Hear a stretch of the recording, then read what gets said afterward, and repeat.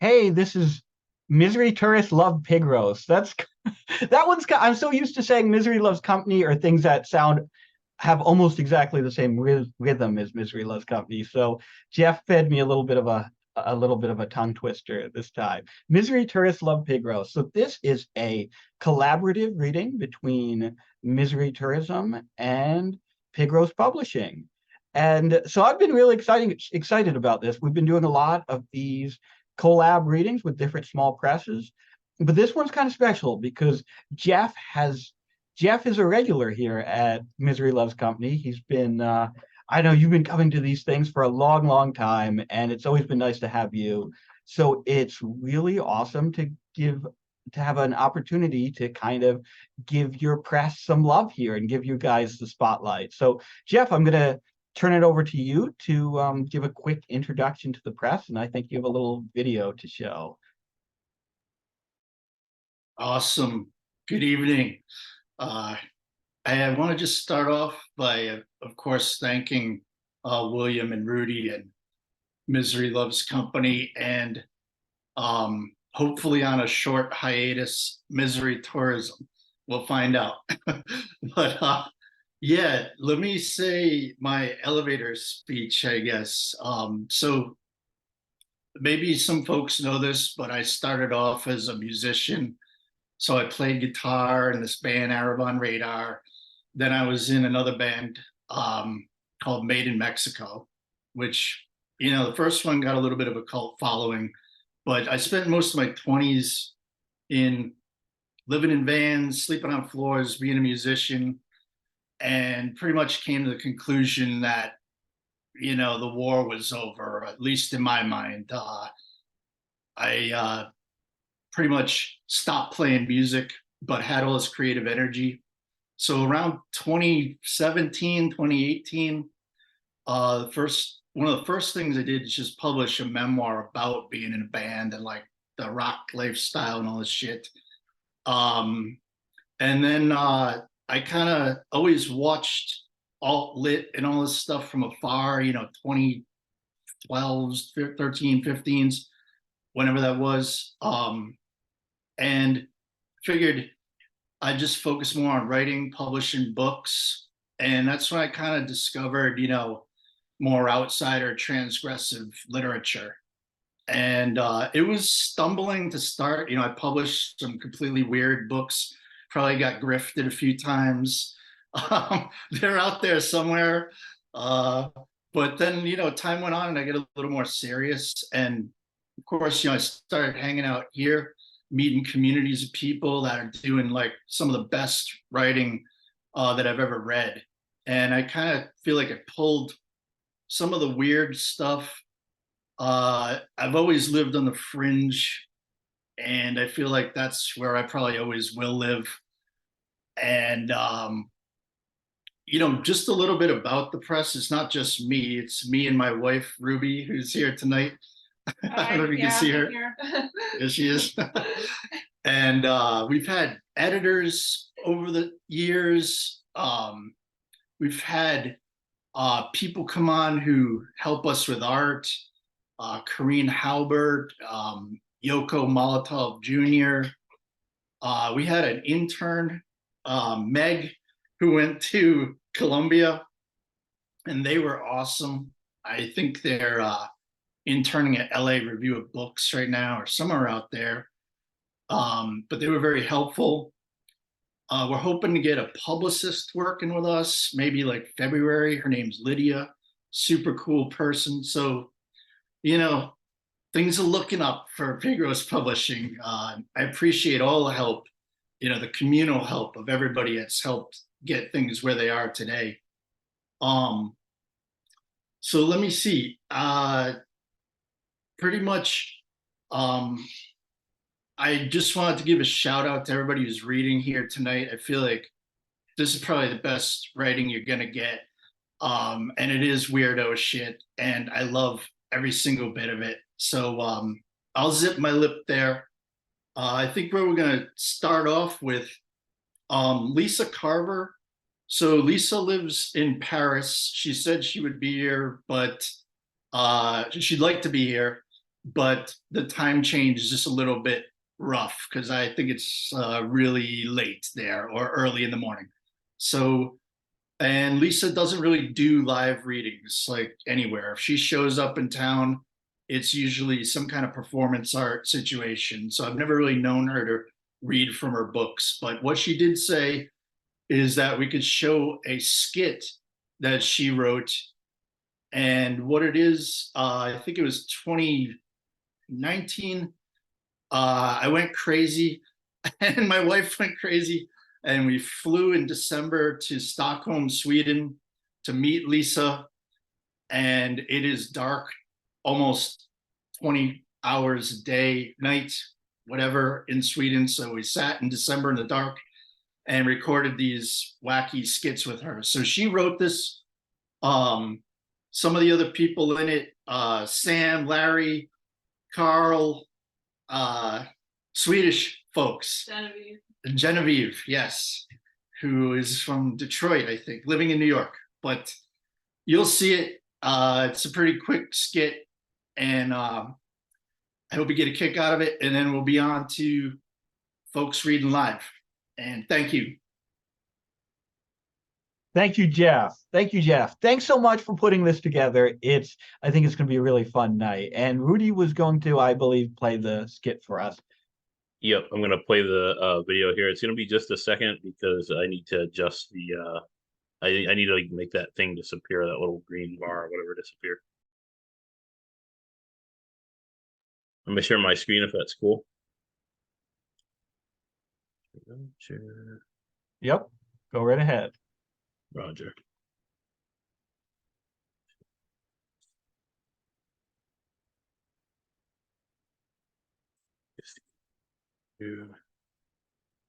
Big, and I'm going to wait just a second while this annoying green bar up here disappears. And then I'll play the video for you. If it will disappear, come on. You don't break up. Oops, nope. Yeah, here. Hey. There it goes. All right, so we can come in video. You don't break up with me. I break up with you.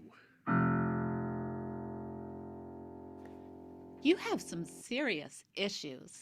And you'll never be a dentist.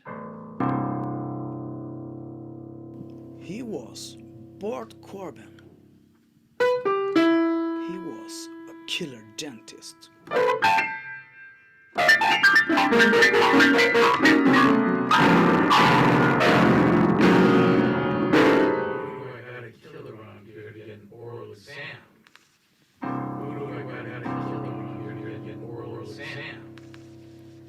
Smell my contact lens. Does that smell like anything to you? It smells like hairspray. Was it hairspray, or was it a liquid murder weapon lurking invisibly on a contact lens? Look, you're my brother. If you tell me you're innocent, I'll believe you.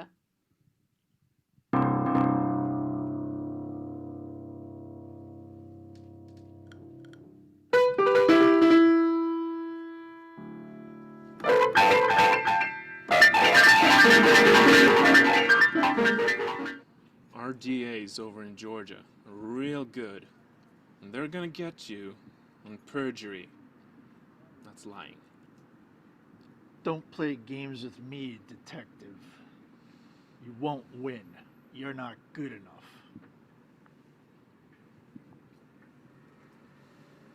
I smell a warrant. A lot of smelling going on in this true story on the Lifetime channel, where all the ladies are a little old and the boobs are enormous. Rob Lowe plays Bart Corbin, due for parole in 2034. You're going down, Doc.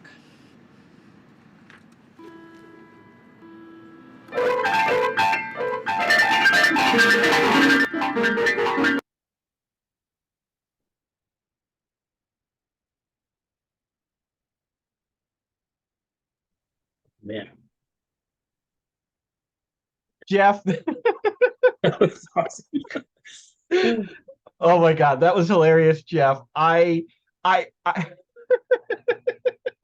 sorry, I can't get over the facial expression, the smile you had in a couple of the shots there. That was, I mean, it was pure evil, right? I love it. I love it. The whole Forgot to mention, it was yeah. called Killer Dentist is the title of that one. And I was jet lagged severely. Oh, that was great. I love the like send up of like silly Lifetime movies and just like the piano and the whole staging of it and the like intentional awkwardness, and it was hilarious uh from beginning to end. And I hope you'll give Lisa Carver our best as well. 100%. Yeah, she loves y'all. She sends love. Right. Thank you, Jeff. And is Colton with us? Because Colton would be up next, but if Colton isn't with us yet, we can move on to Adam. I don't yet see Colton Morgan in here yet. Gotcha. Okay, then Adam, you are up. Okay, thanks. And I just want to, I guess, take a very quick moment on the record, so to speak, to say thanks to Jeff for everything that he does, and very happy to be a part of his press. I'm just going to read 3 pieces of poetry. 2 of them are in a book that Jeff published, and then the other is from a manuscript that I'm working on. So, can you hear me okay, William? Perfectly. Okay. And I just dropped the link to the book twice accidentally in the chat, and also the link to the document with the pieces you're going to be reading. Okay, yeah, and to that end, I do think it enhances the experience to actually read the document. Nobody, has to, but I do feel like there's some slang and words that, like if you're tracking the print with your eyes, it does, I think, help. But that's just my opinion. This first one's called "You Think You Know Me." Detox works for Barbies, and then they're back at their 3-card Monty, draw pistol, smoke, uncap the Reaper, dwindling assets. I will then rob motherfuckers in the street with impunity liking and remain above suspicion. I'm law licensed and discriminatory, and that I select victims like a careful spider. One of the loves of my life said that love is driving across the country to execute someone. I am the colonel now, place your bets. It's cerebral and anti-racist. Shock troops swarm the house and Anders returns fire. Gun all machine gun candy, wanted poster. It's me pulling of hair into the darkness of night. Dawn of dusk, bats awaken, streaming oatmeal of morning out there. Scrape knee laughs, but at the end, silence is violence. LOL. Swallow my shallow cock and compliment my cheese buttons in the drawing room. My Boheme limo driver was randomly killed in some mall shooting. I hate guns and own 20 of them. I am the only one who should have them. I am the husband and wife combo that can't fix the plumbing. I am the artist turned corporate executive who dies in orgasm. I am the vampire plastic surgeon who runs over a bicyclist at a .20. I am an inveterate creature of hate and stardust. I am the hashtag. Jennifer is the wife mule. Jack is the yin and the yang. They drink malt liquor to oblivion 8 days a week and clean old Victorians in the late morning for paltry wages and sometimes stolen lunch, blessed cryptically by, quote, Rabbi Gunnar Erickson, end quote. Medusa versus Cruella. Medusa with her PPSH 41 and the M1 carbine mag. Blam. Blam, blam, blam. No contest. Fate, Submitimal, Blue Horse, Rigor Mortis, Marlboro 100s with Purple Gin, and will bitch about Project Veritas, exclusionary rule, derivative of the fruit of the poisonous tree, an apple for M in his thoughts, say it ain't so, heart of the temptress bitch tree, switch, cockalorum, methinks target deals 30 off slice, put me in a luge, minestrone, cavort, and then try to publish me against all odds. My CV is a list of accomplishments from my prime. We flip our mattresses every 2 years. My wife gets a kick out of it. We are economical in all things except money. I get a kick out of it. New ball cock, $225. I'll never hire that plumber again. My wife is my heart and my heart is my sleeve. I don't care how many people you have read. Every 5 years, I watch Saving Private Ryan as a reminder. Our glorious republic, our heavenly father, 100% serious. You think you know me. I had such a love for literature. Now I am debased. My brain is a quarter. Aldrich said, guilt is greater than literature. It is. This one's called Lost. Baruch atah Adonai Eloheinu melech Sher Israel, says Larson, and wipes a tear while eyeing the table setting for Elijah and the second setting for RG, the last seduction of Christ. Barnacle Schmear, Burrow Rat, Race 86, Halo Queen of the Gummies, Mensch Fixer Upper. He had me a cameo on HGTV, The Pocket Door Freak. I think I've written about this before. Stairway to Marble, Yeesh, Glenn, Give It a Rest, Rubber Meets Road. Then we go blackout, Ace Blanket over the bay window, meth lighters crunch, and a cop goes down, no trespassing. It's my garage, tomato, tomato. We're organic and super late, ox cart, forever blood.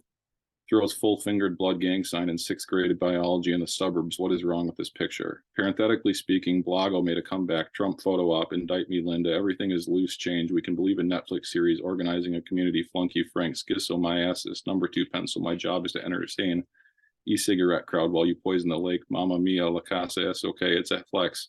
I'm a Democrat Republican on acid. Push the swing and I'll push you back. Cindy in her bottom only Speedo. LOL, my foy, we're putting on the foil. Do you see how I dare? That is not child's play, don't you know? A koi yo Ike, a coop skins, a couple of geezers, blokes, there's a bear right over there. Makes waves, then dies. Jill, I'm sorry, Jack, but he's fucking weird. Jack, I know, but he's my gun friend. Screams in the night, screams at dawn. I'm bored. Emotion is everything. I'll pencil you in. Hit me, baby. Are you open and ready for another? Lean your head back and open your throat. In confidence, I want to eat you. Do we have plans tomorrow? Nothing.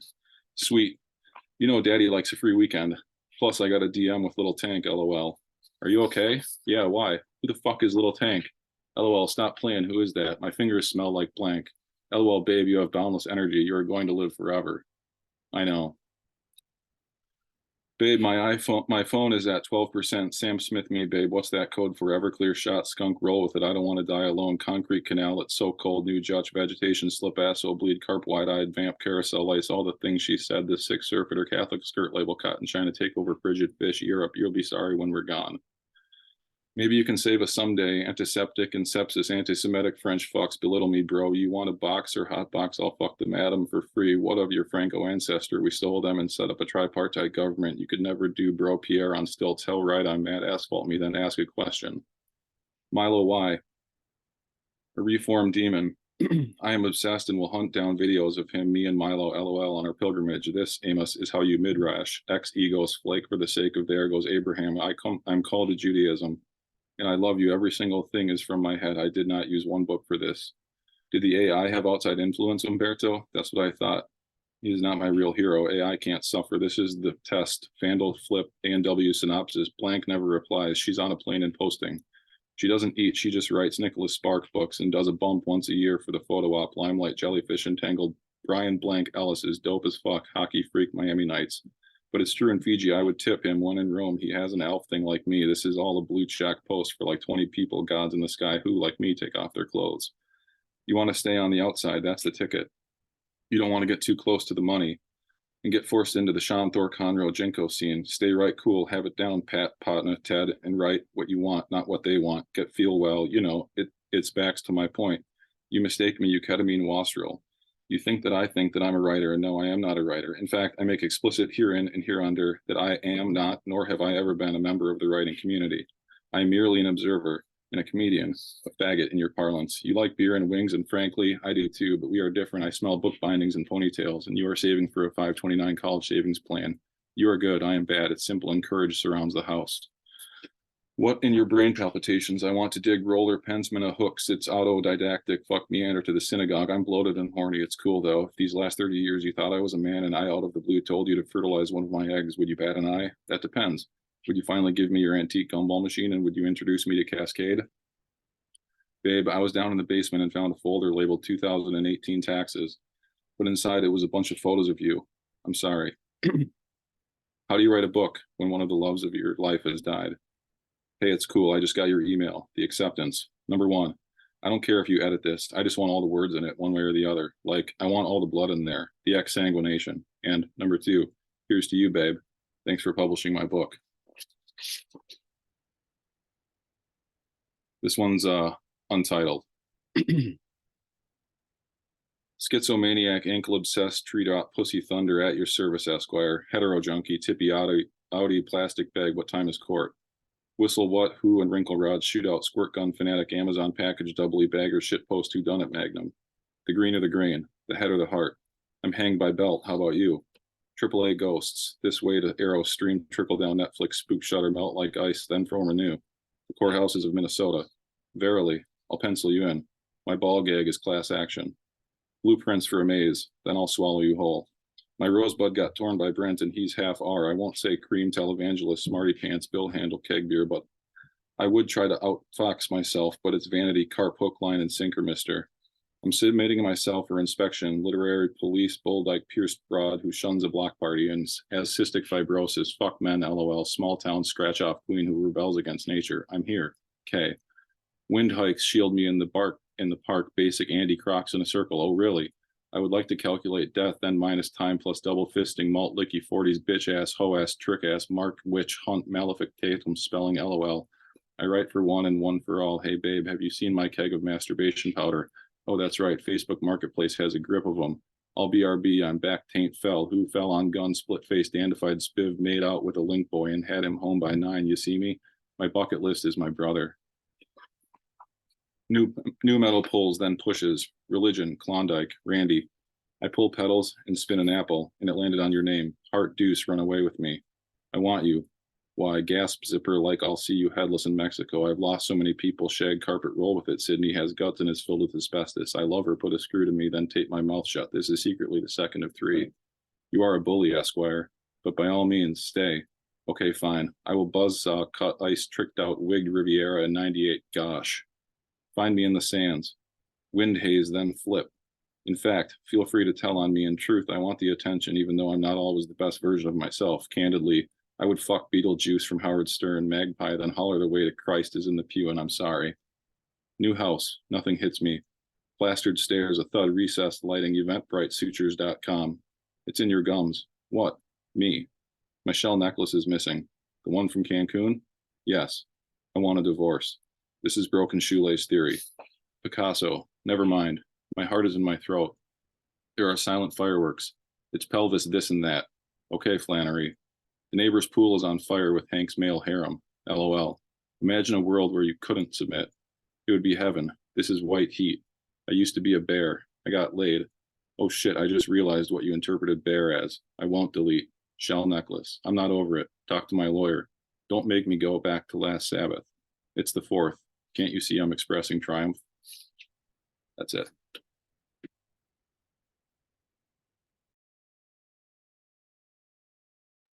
That fucking rocked, Adam.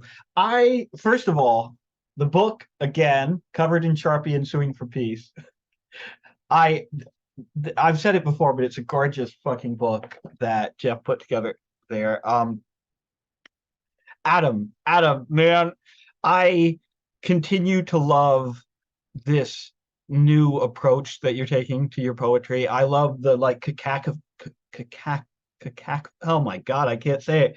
Anyway, I love the variety of different voices present, and the way the voice sounds. Thank you, Taylor. Thank you. I was so tongue-tied. I don't know why I'm so tongue-tied tonight.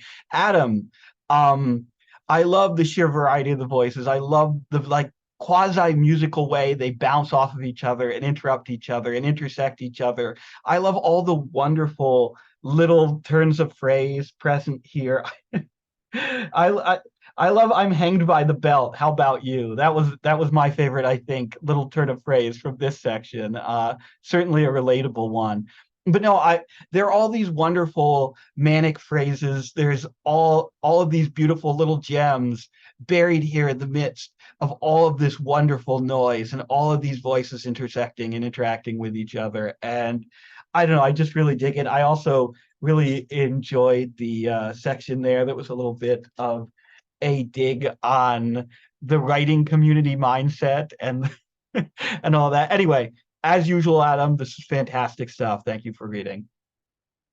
Thanks for allowing me to read. Thanks, everybody. It was a really good ironic piece. Every statement was like so ironic, but at the same time paired perfectly. It was really perfectly manic, at least. Some people may not say perfect, but it is perfectly manic.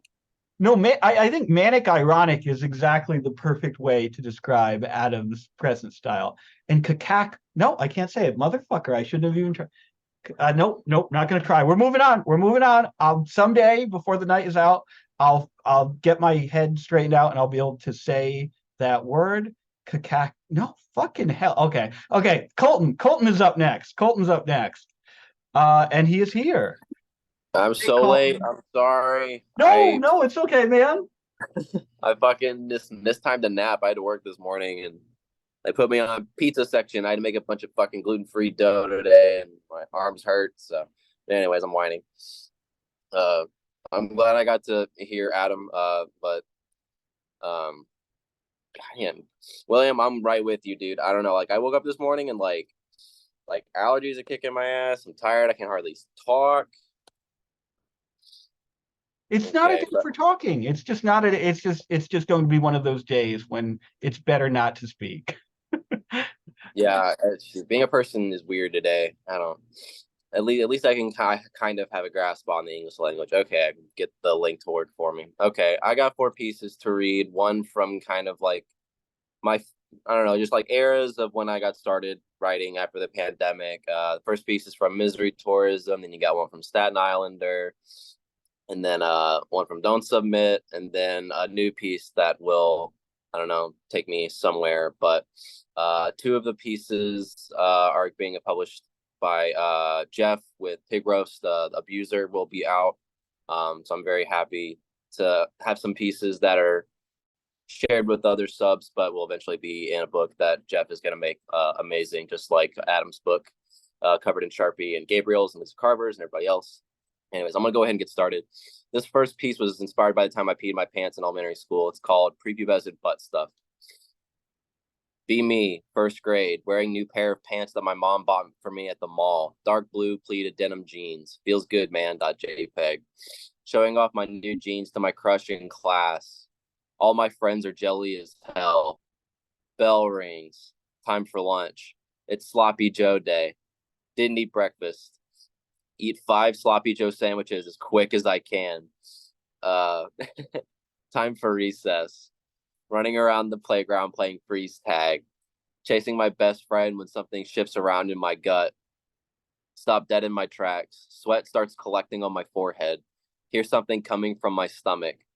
A rumbling noise echoes into space. Sounds like a blue whale calling out to his ancestors. Tummy starts cramping up.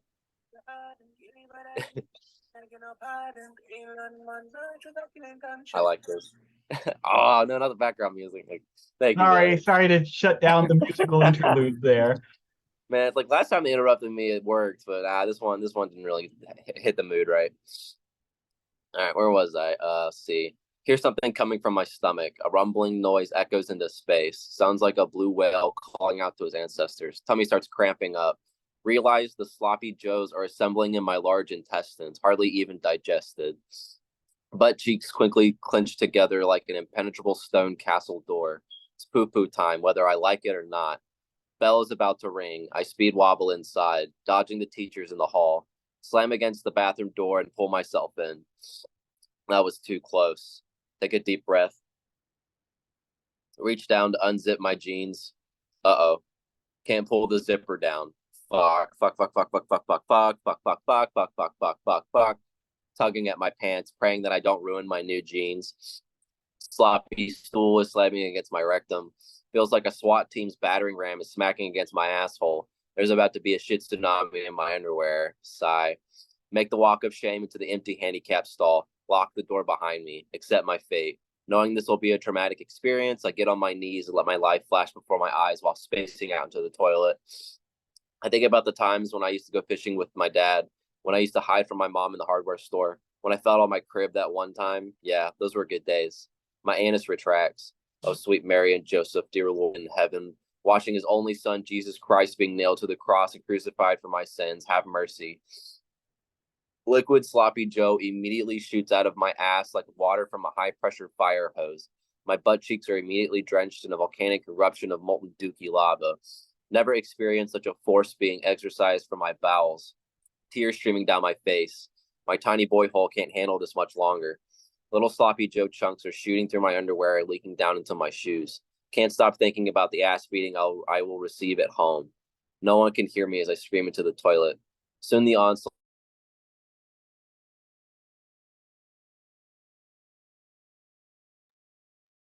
Oh, Colton, you froze up. Are you still with us? No. It's a cliffhanger. He did it on purpose. Yeah, exactly. Perfect timing too. I'm sure he will. He'll be I back. know that wasn't on purpose. Yeah. It would be amazing if he was able to hold the frame like that, to pretend like he had frozen up. Am I good? Am I good? You're good now. You're good now. Yes. Damn it, stupid Xfinity. All right.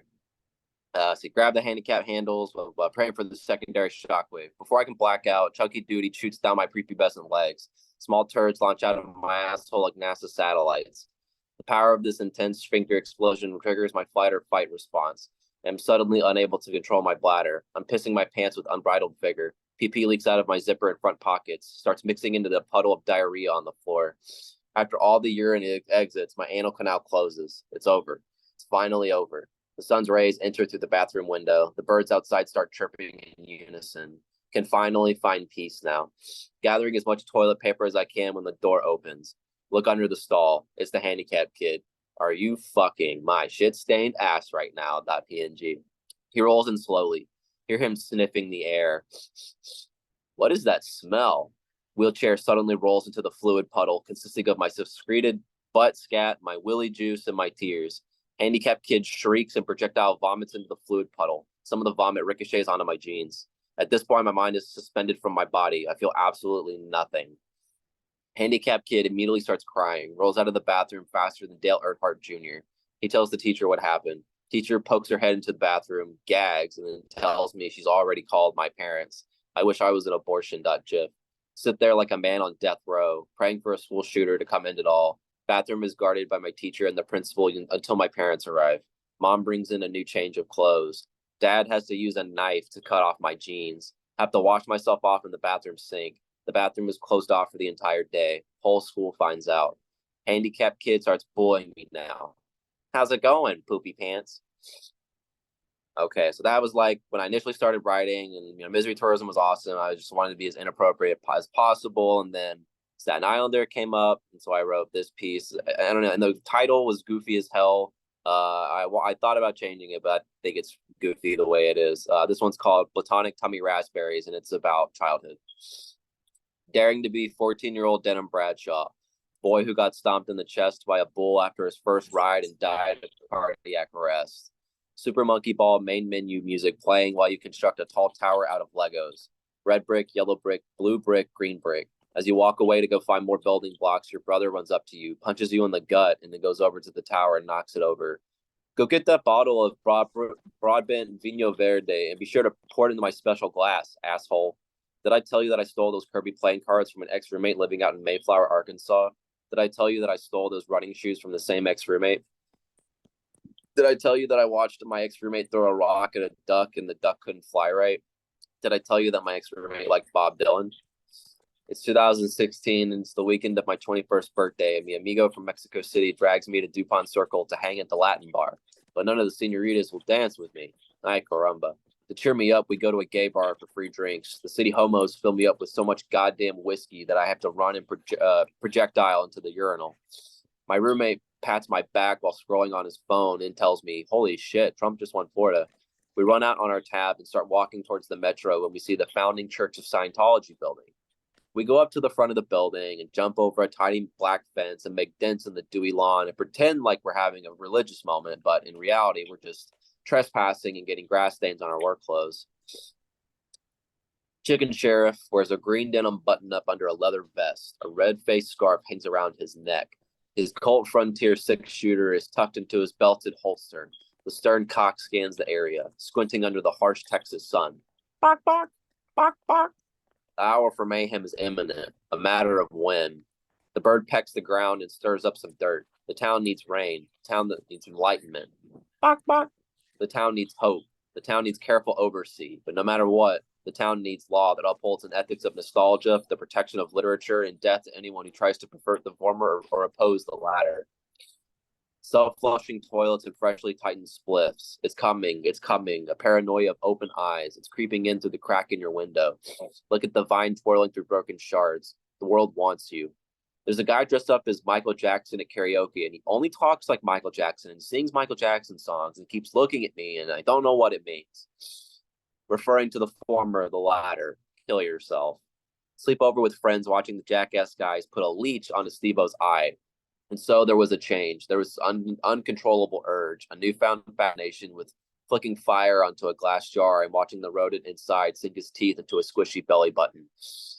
My therapist calls me for our afternoon telephone counseling session. But when I pick up the phone, I answer with, "Hello, thank you for calling Burger King, home of the Whopper. How can I help you?"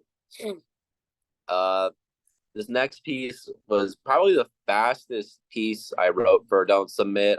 Just Adam had deleted again, and I was getting drunk at the bar, and it was a pregnant bartender, and she like had a conversation with her kid, and I don't know, it was like a weird moment. It was like, oh god, I gotta go home. Like I gotta write about this, and I don't know, but it was I don't know. I like this piece, and I also mentioned Keith's story. I'll let y'all know when in there. Yeah, this one's did Adam Johnson delete again? You were talking in your sleep again. Oh, fuck. Was I yelling at a liquor rep? Yeah, LOL, LOL. I miss MLC, but I finally got a job and I'm making good money and I haven't done coke in a long time. And my coworkers like me, except for Ryan, the wine sommelier. He's a dick. Maybe it's because his wife makes jokes about him in front of other people. Oh, well. At least I'm entertained by the dishwasher guys who make sex noises underneath their breath the entire shift. Oh, now I spend my off time trying to find all the anti-Semitic graffiti in my city. And I listened to my coworker tell me stories about his first experiencing slavery in a high school play where people were whipped in a field on stage. He has a lot to say about it. Giving that sorority gal some smooches underneath the disco tits table. Shout out to Keith. Dead named the Pink Palace. God made everything so simple. There's power in surrender. So I remember you were talking about purpose. I don't know what you're going through, but right now I'm working in an ICU. I literally just go around and talk to people who are going to die. Or I guess I know they're most likely going to die. And I just want to help them as much as I can. And since, well, you know, I'm a believer and follower of Christ, and I see my purpose in Saudi Arabia. I signed up for this program where I'm going to be helping hospital patients as a nurse, and it's all exciting, but I mean, I'm scared. As a Christian, I won't be able to practice or be open outside of work. I'll be able to talk to people about the Lord as they're reaching their last moments, but I have to be careful. Like, they cut off your finger if you steal. Shit is serious. If I get caught going to an underground church, I could get beheaded. So even though I'm scared, I am excited because I feel like this is what's meant to happen. This is my purpose. I'll wear a hijab and practice Arabic on the side and adjust to the new cultural standards. Maybe I'll even go to Jerusalem and Bethlehem. Who knows? I just have to make sure I get my work visa in order and practice not looking men in the eyes. Woman pushing a grocery cart by the fruit aisle mutters under her breath, I don't understand this world anymore. The United States does not exist. The United States does not exist. Thursday, 5 to 9, Friday, 5 to 10, May 20th, 2023, June 10th, WPWE. This is the boring part where we both work on ourselves and make sure that we don't relapse. Shame is so sexy. Okay, but did we ever decide if it was okay to laugh at kids getting hurt, or is that not kosher anymore because it's too Reddit? $5 worth of quarters is 20 quarters, 4 times 5. I used to run newspapers. Trust me, I know how to count quarters. Put the dollar on the table. Come on, man. Hit them hoes. 8 ball. Corner pocket. Say goodnight, Grand Poobah. The gooch is the penumbra of a person. That is the unseen mystery of the human body. Shout out to Gooch Summer. Trolls pop up from the playfield on Medieval Madness. I hear the pregnant bartender turning and snoring. She's taking a booth nap, just like me. It's 10 minutes till close. It's been a slow Monday. Her phone alarm starts going off. This means she can kick me out soon. Oh well, it's my last ball at least. Suddenly, a new ringtone starts playing. The woman picks up her phone and answers. Hey, sweetie, sorry I was taking a little nap. How are you doing? Mommy, when do you come home? I'll be home early tonight. I just have to close up at the bar. I'll be home so fast. So does that mean 1 a.m.? No, baby, 11 p.m. at the latest. Can I tell you something, Mommy? Sure, baby, what is it? I miss you, Mommy. I miss you too, baby. Please stay up when you come home? No, baby, you're supposed to be in bed. But Mommy, I wanted to show you a new game I made up. We can play tomorrow, okay? I promise. Okay. Can I tell you something, Mommy? Sure, baby. Mommy has to go soon, though. Okay, okay. I love you lots, mommy. Bye. I love you lots too, sweetie. Get some rest. So yeah, so like after Misery Tourism, getting with Staten and then Don't Submit and having Adam's work and Keith's work and a lot of people in most of these works kind of influencing me. We're up to this point. Seriously, thank you, William, Rudy, Jeff, for doing all that you do for editing and making sure that writers feel appreciated. And I don't know, just the weird shit that y'all do that makes the writing community, but also doesn't like fuck with the writing community, I guess. I don't know. Like I knew that I did this right with writing and shit when I got in with Misery Tourism, and I'll never forget when I was like, I'm only gonna submit to Misery Tourism, and then look where that went. But yeah, this last piece I wrote because my mom got me this. I don't know if y'all can see it. It's very there it is with my fucking camera. This Hotel Tropicana ashtray, and I was trying to look for an ashtray for a special friend of mine. I ended up getting that one, but I'm not fucking giving it to them. It's too nice. But this piece is called Mid-Century Las Vegas Hotel Tropicana Ashtray. Pictures online taken by digital Canon power shots. Wood furniture and ugly white walls nearby saturated brightly. So far away from the warmth of nature. Like Sally Loomis, you wait for the never still. All day you think about those who died. Aren't you so lucky? I know you wish I was dead, but I'm still here. It's all just red dice and lab mice, really. Optional office training day. Free-for-all battle royale finger gun shootout. Winner receives a bonus in PTO. All the men in the office sign up. Morning of. Smoke and gunpowder fill each and every cubicle. Ed in HR hides behind the secretary front desk, reloading his Uzi hand with a new clip. From the break room, I have a clear shot. I shout my blast. Bang! Ted is shot in the hip by my fast bolt-action rifle finger gun. He tried to do bazooka hands as a last resort, but he forgot about the no bazooka hand rule. He said, bazooka hands are allowed. The faceless voice from the far cubicle yells out, no fucking bazooka hands, too overpowered. Another voice that sounds like Sam from shipping says, yeah, man, bazooka hands are fucking gay. I reload and shoot Ted again, and he's voted as being dead. His body drops. I inhale his escaping soul and watch it.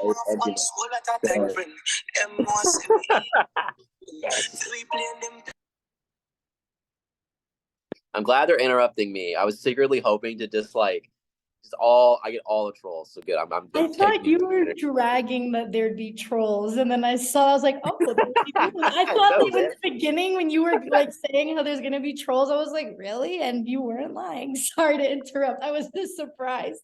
There's you're trolls. Good. And like sometimes it's either this or black dicks. So like I don't know. This is very light. Okay, where was I?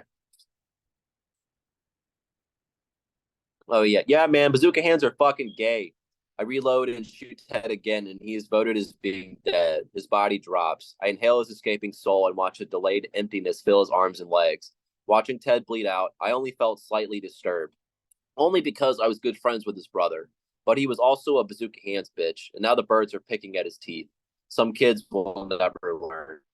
Geneva Convention laws are absent in this firefight.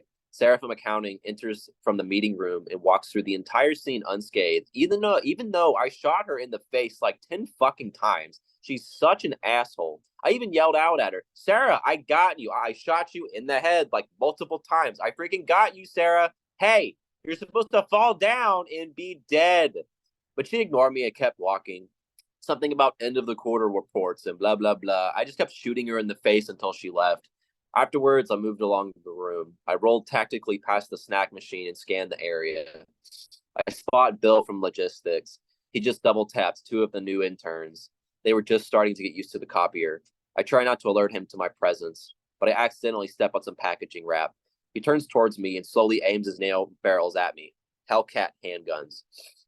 I take aim, but my hand rifle is jammed. Body starts to cramp. Muscles tighten up, and my grip is loose. Finger spasms. I'm unable to reload. Fuck. Bill fires one straight into my shoulder. Oh God, my shouting. Another quick blast clears a hole through my ankle. I hit the carpet floor hard and try to reach up at the water cooler. I can't get up. I'm bleeding bad. Mama, why did I do this? I was just a kid from a small town. I don't know nothing about fighting. I'm a lover. I love computer data and sales. I love a good tie. I love Excel spreadsheet. This office life ain't so bad. Now that I think about it, damn all of this violence. This world sucked me in and I'm tired. I'm just tired. Amidst my meltdown, Bill comes up to me. He aims both finger guns at my face. Any last words, caveman? I lower my rifle, spit on the ground, and tell him, I'll see you in hell, yuppie scum. Bill unloads both finger clips. He laughs and jests at my lifeless corpse, his mouth flinging spit at every shot. Blah, blah, blah, blah, blah, blah. Click. Blah, blah, blah, blah, blah, blah, blah.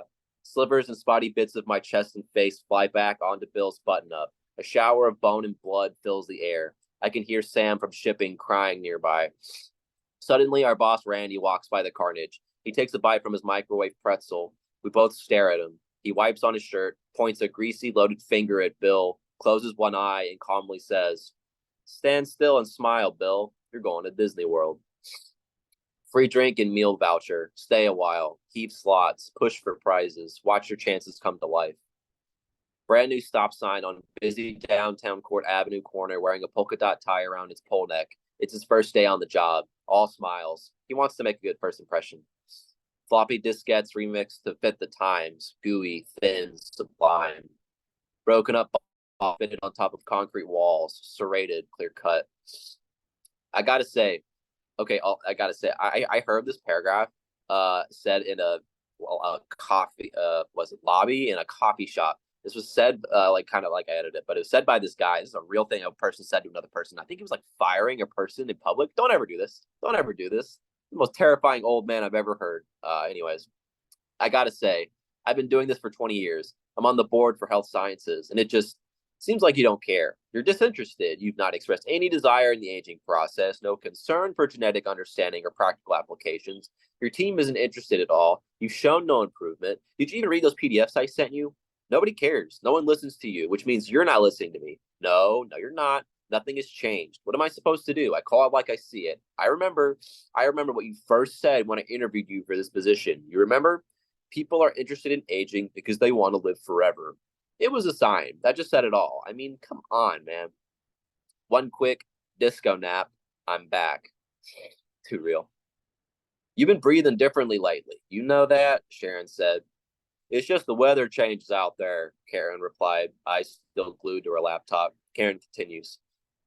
Damn storms and such. Shouldn't worry about me none. You should be worrying about this online bid war. Sharon ashes her cigarette, gets up, and throws her hands up, shouting, You and those goddamn bid wars, you're like a warlord for the junk of the earth. You know that? You're lucky we're family, or I'd put you in a crazy home. Karen flickers her eyes at the word junk. She coughs into a napkin. Sharon yells from the other room. We're hitting the pulleys today. Get your things ready to leave in a few minutes. Shuttle will be here soon. Karen hears Sharon, but keeps her eyes on the screen, the timer counting down. Karen says back, Whatever. Just so you know, if this guy outbids me while we're out, I'm going to find his address on the internet, go to his house, break in through the front door, and beat him with a chain link until he begs me to stop. And that's it. Oh, man, Colton. That was awesome. First of all, before I say anything else, I have to say I'm in absolute awe of your chicken impression.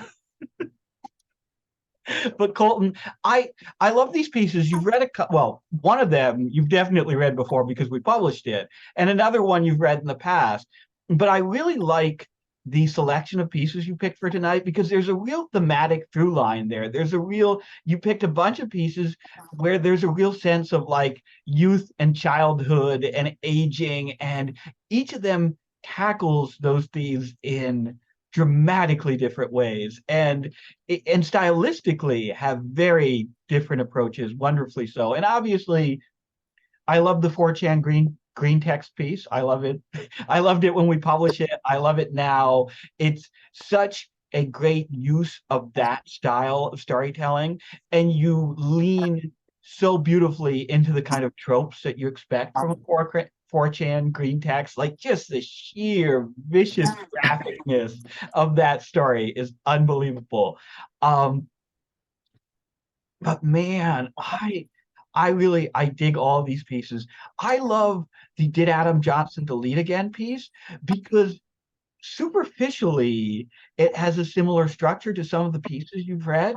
But what I love about this piece is it's very grounded in terms of time. Unless I'm mistaken, like this whole piece takes place in a single evening, and you get a real set, even though it changes style just like your pieces usually do, and even though it jumps around in terms of subject and focus and tone, just like all of your pieces do, it's still so grounded by that sense of it all sort of occurring in this one carefully constrained time frame. And it's a really great like stylistic tweak to what you usually do, and I think you execute it very nicely. And of course I lost it at that title because every week we're asking that, right? And I do want to be quick here because I know Gabe is on break and wanted a chance to read while he was still on break. But just one final thing. I love the finger gun scene. It's so absurd. It's so beautiful. It is so perfectly executed because you do a tremendous thing, which is like throughout, it's funny, it's absurd, it's silly, but yet it has the like dramatic, it has the same propulsive dramatic force and tension that it would have if it was a real shootout. So you're tense and you're on edge even while you're laughing through the whole thing. It's beautifully written, man. And I dig the Vulture t-shirt too. Thanks, man. Thank you, William. Yeah, we were at work with because I work in a kitchen. We're just like assholes, and we'll be like, "Where the fuck's my burger? Where's my my fries?" We got in trouble for finger guns, so that's what inspired that. I was like, "What if we actually just took finger guns and just went fucking crazy with it?" So I appreciate you, William. Thanks, man. Thank you, Colton. And Gabe, the floor is yours. Cool. Thanks, Will. Can everyone hear me? Beautifully. Okay. Yeah, thanks for having me. It's been a while. Yeah, huge shout out to Jeff. He kind of my book On High at Red Tide is coming out on Pig Roast next spring. If all goes as planned, it's all going as planned so far. Yeah, I couldn't be happier. Just feel really well taken care of. Yeah, it's just been a really great experience. It was so cool to see Lisa Carver earlier. Lisa's been editing the novel, and it's just been the greatest experience ever. Like, I never knew editing could be this exciting and entertaining. Like, Jeff, do you think Lisa would mind if I read one of her edits? They're like works of art. I kind of think Lisa wouldn't mind at all. Do it. I gotta just read this one part just to give you guys an idea of what it's like to work with her. So there's this one scene where there's a raid in this punk house, in this punk drug house. And I have been in a raid before, but Lisa wanted to make absolute sure that I had been in a raid before. And so this is what so when she has been editing my book, she'll just break into like 3 paragraphs of just tangents. Basically, it's so much fun. So in the middle of the raid scene in this punk house, she writes all in red caps, "I feel like there would be so much more panic than being bitter that their former friend is involved. They must think that they're about to be arrested for murder. Have you ever been in a raid? It's so fucking scary, even when you haven't even done anything that bad. It's like your religious mom busting in on you masturbating, except it's a whole slew of moms with weapons to kill you. And they don't love you. They hate you. They can destroy you. They are destroying you. And there's always more of them coming up the back. Time and motion just stop on the moment of your destruction's arrival. Your life as you know it is over." So yeah, that's just an indication of how fun it's been to Holy shit, Gabe. Yeah, like, oh my god, I would die for an edit like that. I love it's been so it's just been so much whole slew of moms with weapons together. Sorry, Lord. No, it's been really fun, and not just funny, but just really, I mean, she's so good. she's just such a good editor. I mean, the whole thing has just been, you know, redlined, but it's just the most informed. I'm just so grateful to have worked with her. But yeah, I'll just go ahead and start from this excerpt. So the main character in this book is a gang actually called the Vigil. They're these meth head punk rockers that start selling it, and so this is just cutting. This is probably 3/4 through the book.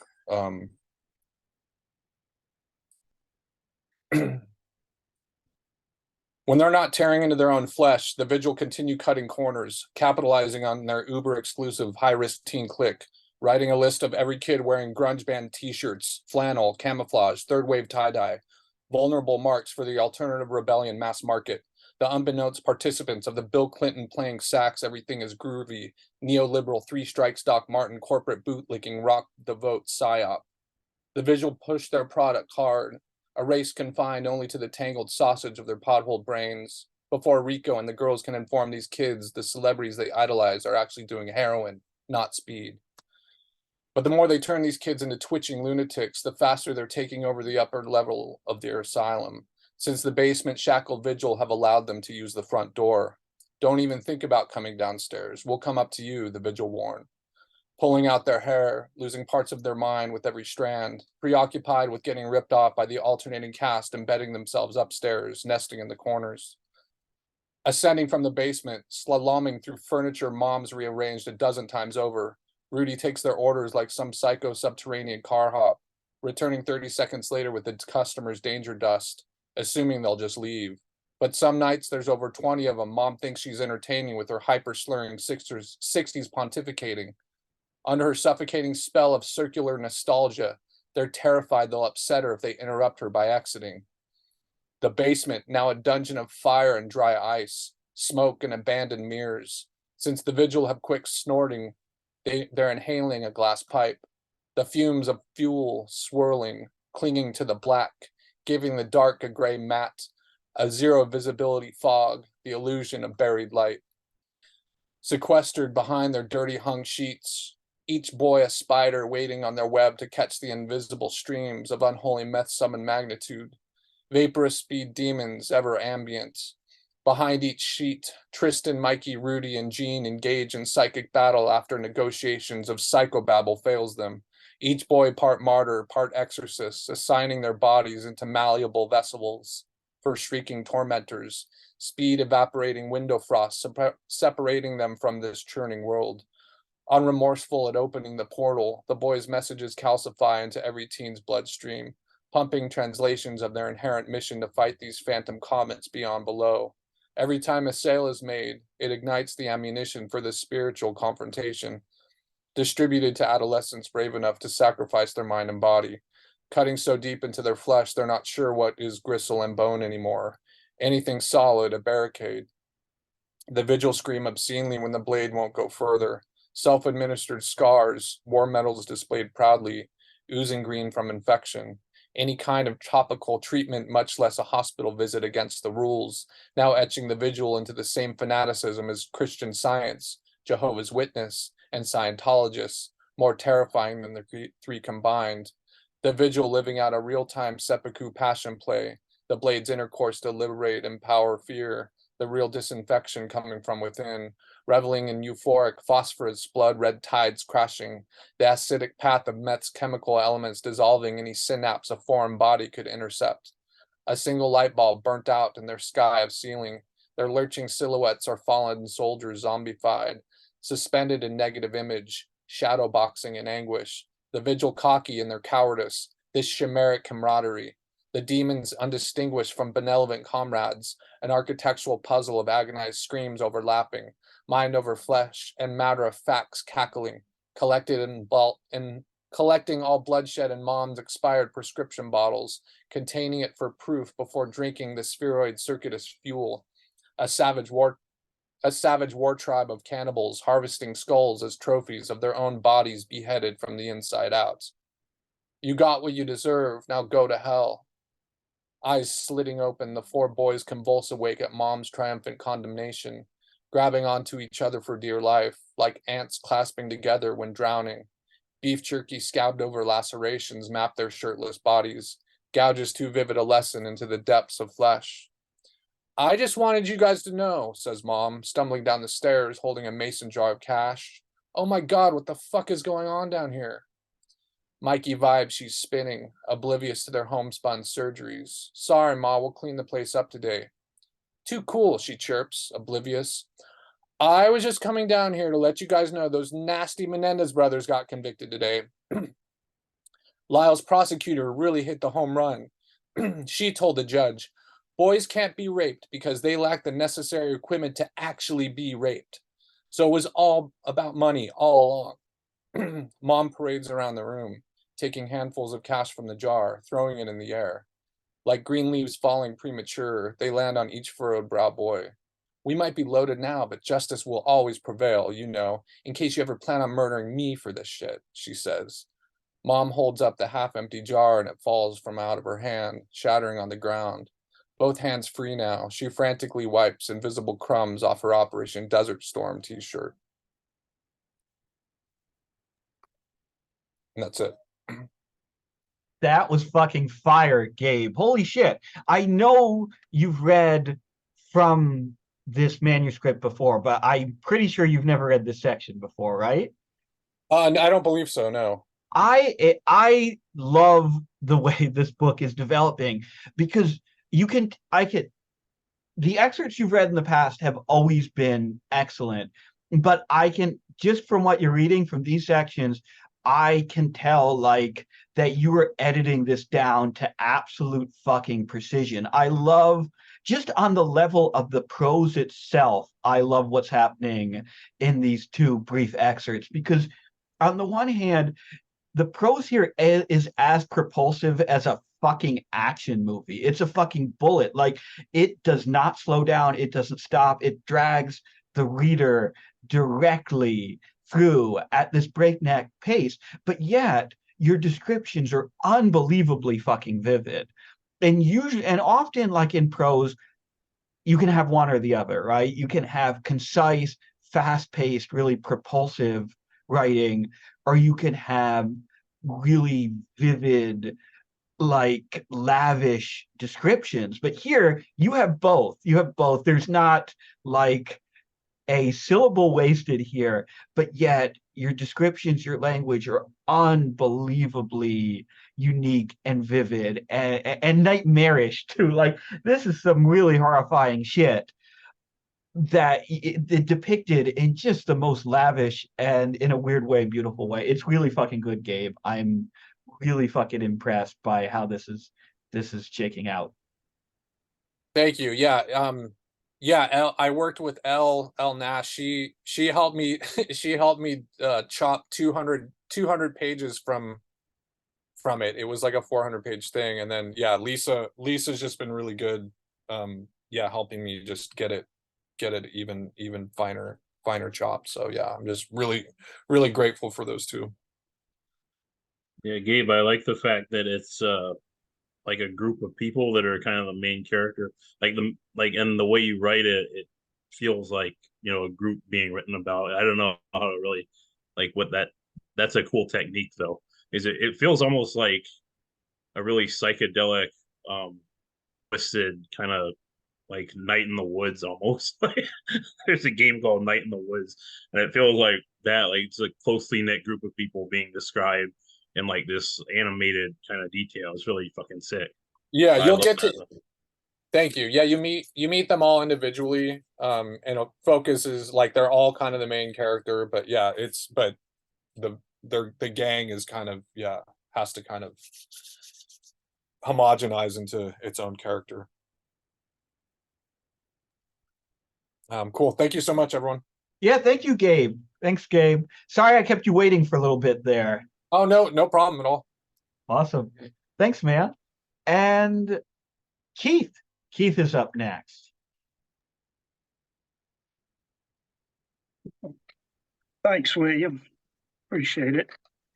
And thanks for dropping the link to this reading in the chat.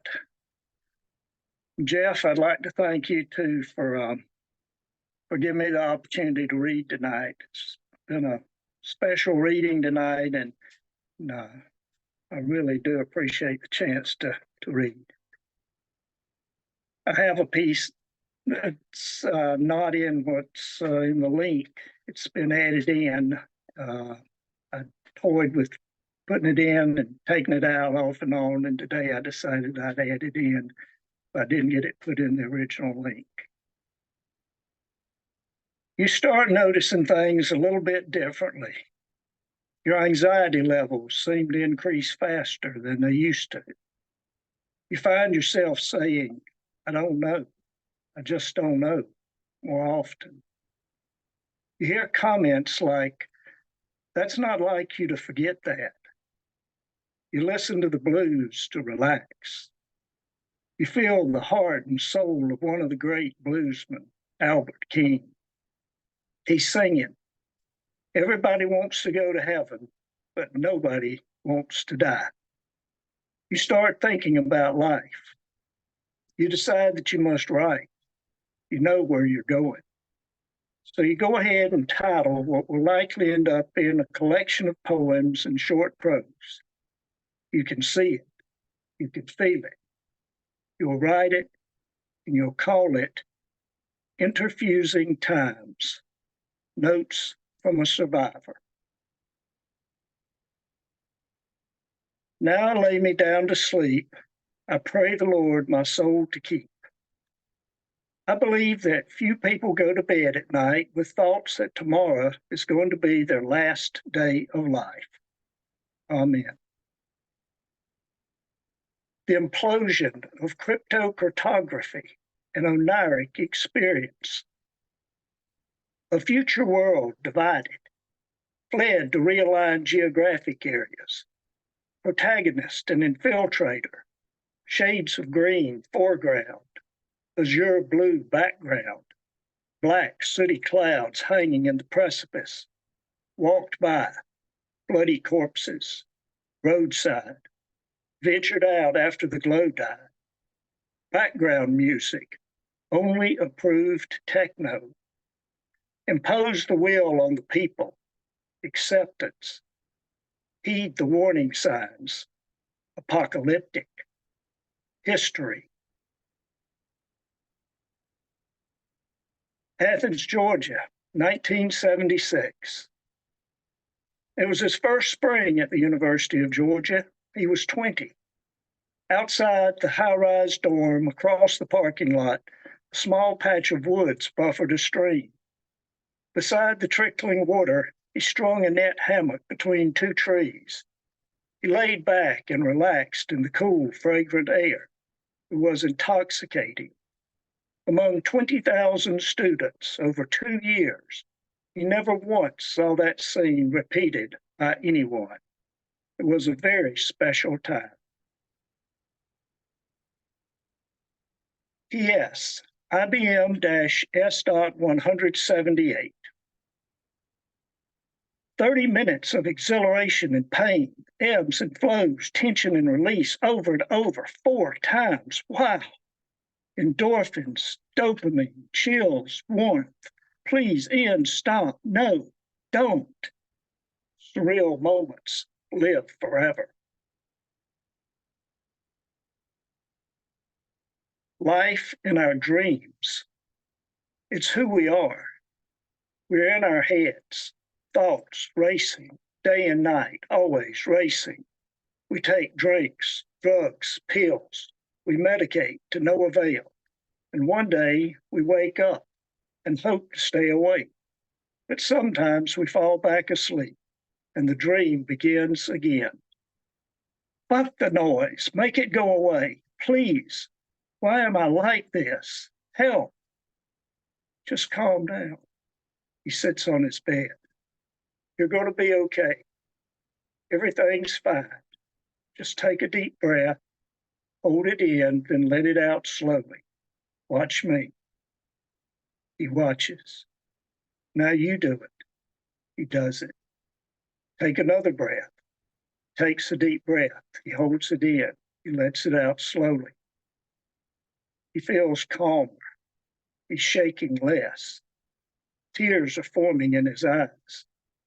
His friend shines the penlight in his eyes. His friend holds him. He feels love. Everything's good. You're going to be fine. You're safe. No one is going to mess with you.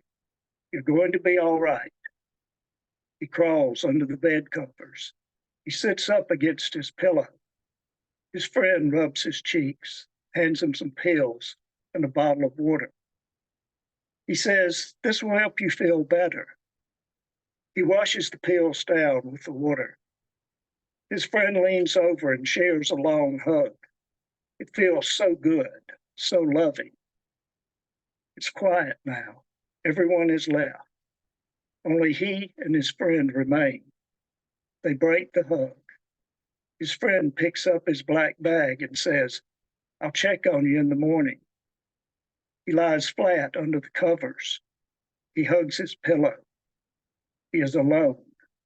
He is tripping. It is some good shit.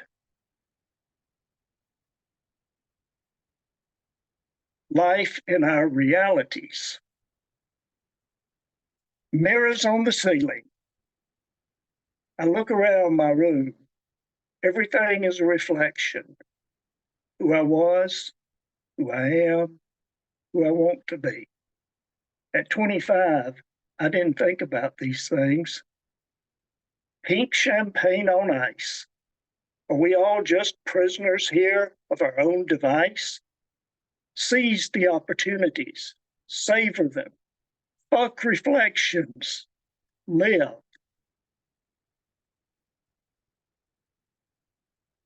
Have you ever taken a morning walk in the woods beside a creek?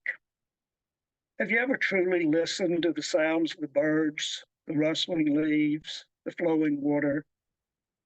Have you ever truly listened to the sounds of airplanes, of sirens, of bulldozers? Have you ever questioned progress? Have you ever truly seen the diversity of trees in the forest, the skeletal framework of a tree's crown, the blueness of the skies? Have you ever wondered what life was like in the past? Have you ever wondered what life will be like in the future? All while standing on your borrowed square foot of earth? One winter morning, I took a walk in the woods beside a creek. Living and dying in a live leak. Back in the days when we believed that reality was real, we opened our .com site and scrolled through images and videos, and we knew what was real. And now, today, when we believe that reality is not reality, we open our social media site and scroll through images and videos, and we wonder, what is really real? Will we ever really know?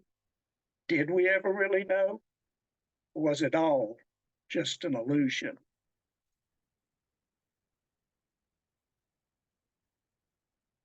Armageddon Nightmare.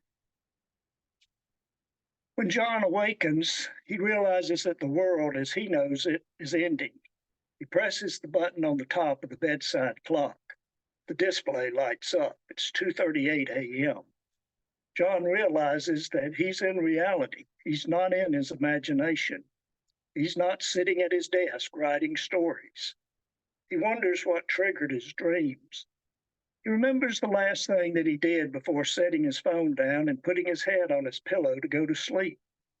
He was searching Google for old childhood friends and discovering that many had died. He was reading the obituaries and remembering. It was a self-fulfilling prophecy. He knew better. He wonders what will happen when he dies. What memories will he leave behind? Was the impending certainty of death the trigger for his end-of-the-world dream? The dream, the nightmare that woke John up was real. He remembers exactly when it began a few years ago. All of his dreams, his nightmares, up until that point in time, had only been dress rehearsals. The dream tonight was the beginning of Armageddon. It was the demise of the, quote, United, end quote, States of America. There's going to be a revolution, his friend told him years ago. Until he woke up, he had ignored and denied that statement. When John became a believer and started screaming to his friend, the response was a smirk and a condescending remark. This country's been through worse. We'll get through the next one. His friend laughed then, but he's not laughing anymore. Though it took a few years, his friend is screaming today. These are the things that John remembers about his nightmare. The cost of technology is affordable to almost everyone. Explosives made it into the mainstream. The days of Molotov cocktails are over. The middle ground of moderates and detached independents has morphed into red or blue. Those who don't pick a side will be the first to be taken out. Neighbors and friends are stocking up on guns and ammo, going to shooting ranges, buying supplies like doomsday preppers. The see something, say something surveillance society has gone rapid. Cameras everywhere. Homes, businesses, vehicles, highways, drones, phones, etc., and everyone has something to say. Recordings, voice recognition, and audiovisual manipulation is rampant. Even the Columbine killers have resurrected with 21st century manifestos. Perceived security is everywhere. Iron gates into neighborhoods, guard shacks, neighborhood watches, citizen patrols, enforcers on and off the streets. Social media, forums, walls of shame are blowing up. Anyone and everyone can be a judge, jury, and executioner. Everyone has a megaphone, uncontested. Perceptions are realities. John's nightmare ends with small drones equipped with explosives descending into the homes of his neighbors. It's the culmination of the evolution of technology in the information age, a moniker coined in the late 20th century. John lies in bed and thinks about the details of his nightmare for what seems like an eternity. He can't get back to sleep. Tosses and turns and wonders what, if anything, he can do to change this ending. How can he make the outcome different? John decides that in the morning he will get up and write about his dream. That's where he'll begin. It's the start. Points in time. They saw. They saw another day, another celebration, another life. Hope. They saw pandemics, depression, world wars, nuclear bombs, assassinations, civil unrest, and so much more. He saw great-grandparents, grandparents, parents, love. And he ponders, did they know? Did they wonder? Did they believe? And now he knows. His questions are answered. Epilogue. Age is just a number until it's not, and infinity becomes finite, and immortality becomes mortality. And when the end is in sight, the game is almost over, and you don't want it to end. But the happiness and joy that you find is in the eyes of those closest to you, for the hope and promise of the future is with the young. Amen. That was great, Keith. That was wonderful. I really dig what you've done with this selection, because you have a real cornucopia of different styles, of different approaches, and yet there's a really clear existential through line to all of these pieces. And it's really remarkable to see you trying out so many different like poetic styles and poetic techniques, like poems that are written from different perspectives, poems that some that are very like extremely like sparse and concise, others that are more elaborate and with a little bit of short fiction mixed in. And you're playing with all of these different styles in this wonderful way. And yet there's this very clear, like as I said, through line through these pieces, this really clear sense of like existential like interrogation of your life, right? Like of all of these big looming meaningful questions and exploring them and trying to navigate through all of these illusions and facades and through the internet age and all of its phantoms. And it's good. It's so good, Keith. I really enjoyed it. Thank you so much. Thank you. And I will echo what was said earlier, and I won't start, I can't call out names because there's so many, but Misery Loves Company and this indie lit, alternative lit community have really been very inspirational and what I've experienced over the last couple of 3 years of writing. And thank everybody. I sure appreciate it. Thank you, Keith. Thank you, William. Thanks everybody for listening. Thank you. Yeah. Thank you. Thank you, Keith. And so Rick Royer is up next. And then after Rick, Amanita will be closing up the night, and that'll be it. So Rick, the floor is yours. Hello, everyone. Can everyone hear me? I kind of live in the mountains and I don't know if I'm like going. I can hear you clearly, perfectly. Okay, good. So thanks, to everyone. And I've actually been to these gatherings a couple times, but I've never shown my face or said anything with my voice. I'm going to be reading from this book that Jeff Pigrose Publishing is putting out in a few weeks. It's called Niagara Falls, New York, and it's about, well, it's not actually about Niagara Falls, New York. That would be a stretch, but it's indeed titled Niagara Falls, New York. We are very aware of the tragically hip in Niagara Falls, New York. But before I start, I wanted to ask a question. Is there anyone here who, and you could use that like hand raising thing, or just raise your hand if your face is showing. Is there anyone here who has ever been canceled or like called out really bad, like everyone? Yeah. I ask because I'm always curious how many are like lurking out there.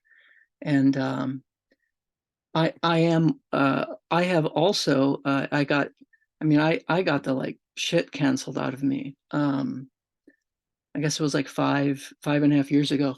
So it's like 2018. So that was that peak period of that panic. And like 2016 through 2020, if you weren't like canceled or mobbed, you weren't trying hard enough. But mine was particularly gnarly. It was the like fired from my job, kind of gnarly, kicked out of my studio where I was living, so lost my house, kind of gnarly, moved out of town because it was like a smaller city. So it was like on that level. And I for years felt like I needed to write about it because I'm a writer and deal with it that way. But I found it hard to do for a while, like what entry point to use, because I didn't want to be very like culture warry about it or like dramatic or blamey or anything.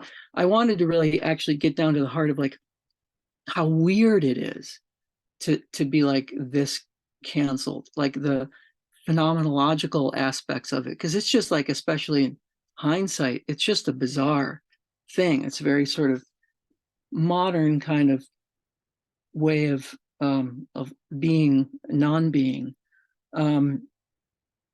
So I finally figured that maybe the best way to write about it was not to write about the actual period when it was like the intense, the moment of intensification when it's like it's the worst and everyone's around you supporting you or dealing with it with you. But that time after, like when everyone else has to like go back to work, get on with their lives, and you're still like dealing with it, but everyone else has moved on from it. It's like not as much of a spectacle anymore, but you still have to deal with it. because it's kind of like this very strange phenomenon where it's like a sentence. It's like a life sentence because it's it's never kind of resolved. You never do your time, and then you're done. So I wanted to write about, like, where does someone go after they've been kicked out of town? And for me, it was Niagara Falls, New York. That's where I was born. And so that's where I went. I didn't know where else to go, and I never really went back there a lot. But I didn't know what else to do. So I went back there. And then I realized, it's a very gray, depressing, kind of abandoned, failed utopia kind of place. So I really kind of like Misery Loves Company, really kind of got into, just connected with the city on that level. So I'm going to just read, I'm going to just like jump in and read a few sections. Oh, and by the way, all that contextualization is like bonus for you people, because if you pick up the book and read it, you won't know that. I don't talk about that at all. I just talk about being in Niagara Falls. So you won't know, that's just like a performance bonus. You could like why I was sent to Niagara Falls. So the first, we're going to start at a Tim Hortons. I don't know if they have Tim Hortons south of New York State, but it's a coffee shop with donuts. So I stopped at a Tim Hortons. It was a certain Timmy's I had recently read about, one where something terrible had occurred. A young woman, an employee, was set on fire by her ex-boyfriend by the dumpster pen behind the building. She had moved on, started dating someone else. He dumped a plastic filled with gasoline over her head, then pulled out a lighter. After the flames were doused by an employee who came outside with a bucket of water, the victim couldn't tell if she was still on fire. She survived with burns over 40% of her body.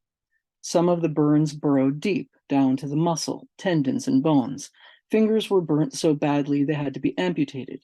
He got a life in prison, and she lives behind a face that bears the reminder of a single violent moment so extreme she couldn't imagine it was even possible that it was happening. I don't believe I would have pulled into this Tim Hortons if it wasn't for remembering about the tragedy that took place here. I didn't really want a donut or coffee. I was drawn to it out of morbidity more than anything else. I parked my car and walked around the back. I wasn't expecting to see anything there, no scorched ground or pieces of charred flesh. This happened several months before, maybe even a year. I just needed to see the site of horror. I stood upon the exact spot where it might have happened, between a dumpster and an L-shaped wooden partition. First, I closed my eyes to see if I could sense something different here, an energetic lingering. I pulled a hand from my pocket, raised it lazily, looking like a half-assed thereminist, and I felt no immediate vibrations of any sort. The energy of such moments have to go somewhere, right? Suspended in that space, perhaps down into the ground, forming trauma landfills. Then again, the Earth has been around long enough that I'm sure a terrible something has occurred at every inhabitable coordinate. No matter where you are standing in an old rape, an old murder, an attack or torture. So there was no reason to think I could feel anything different here other than through its freshness.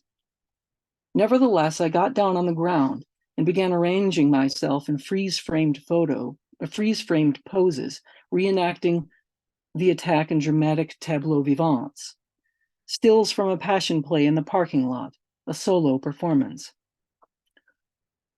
On my back, hands to face, one leg kicked up, body violently twisted.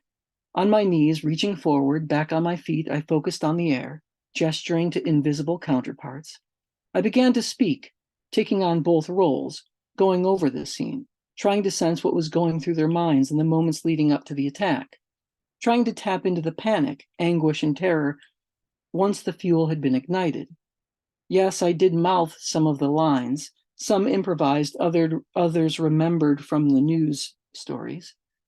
I said them quietly, screamed in a hushed, play-acting whisper so as not to draw attention to myself in the back lot. Get the fuck out of here. Are you seeing someone else? Yes, now leave me alone. Hey, what are you doing? When did it hit her that she was in danger? He claimed it was an accident. How could that even be possible? Trying to understand how it could have happened came up in the moment, but that wasn't really why I was there. I wanted something that was harder to explain, maybe even impossible to grasp. I wanted to create a moment of erosis, which is not a real word, but neither were my expectations. The idea of God entered my mind, but left no impression.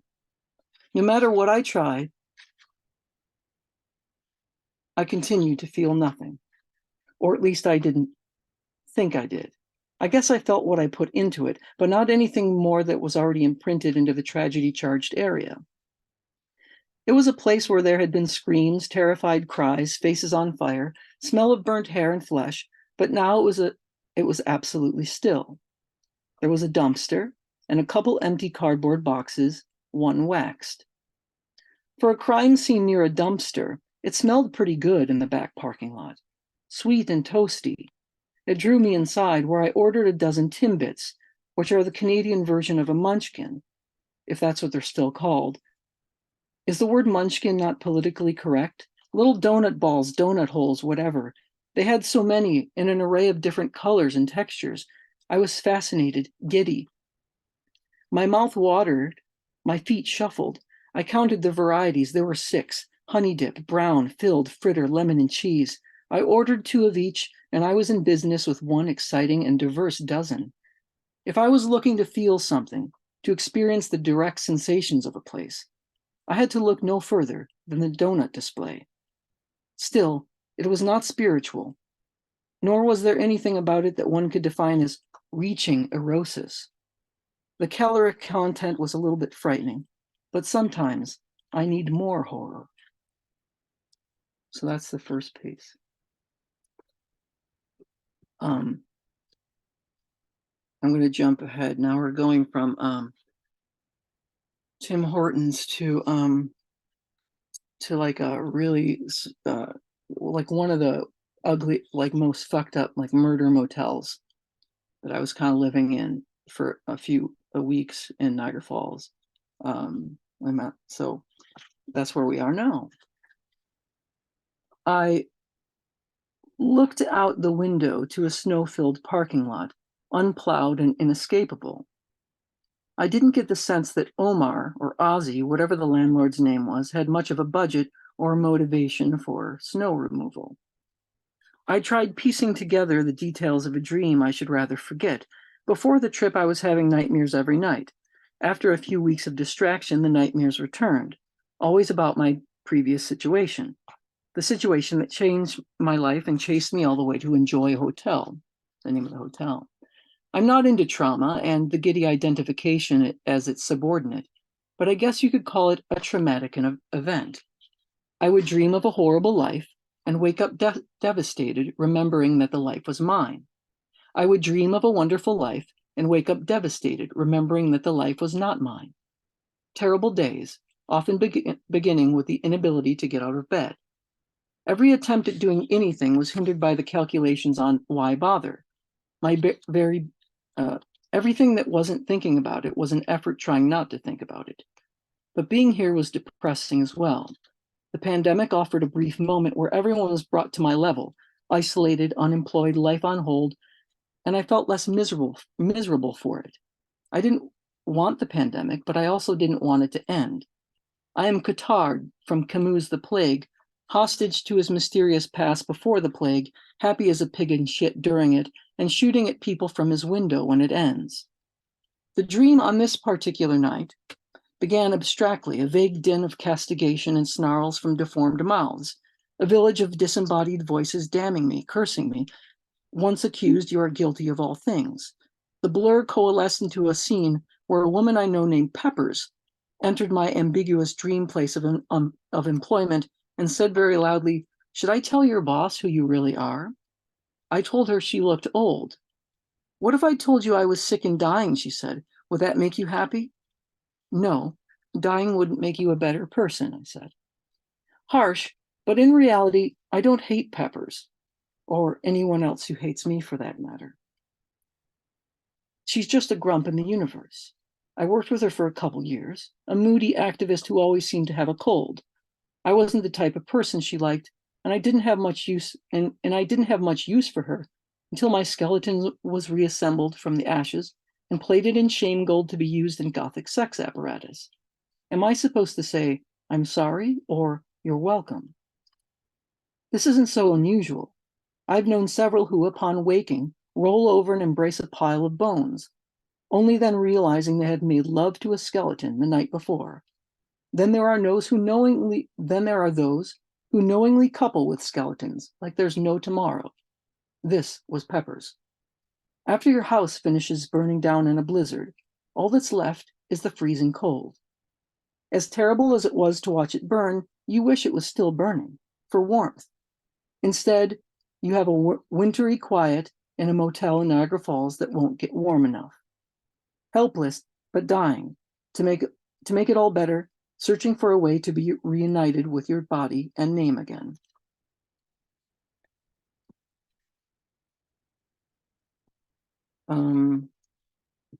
How much time do I have? Like 5?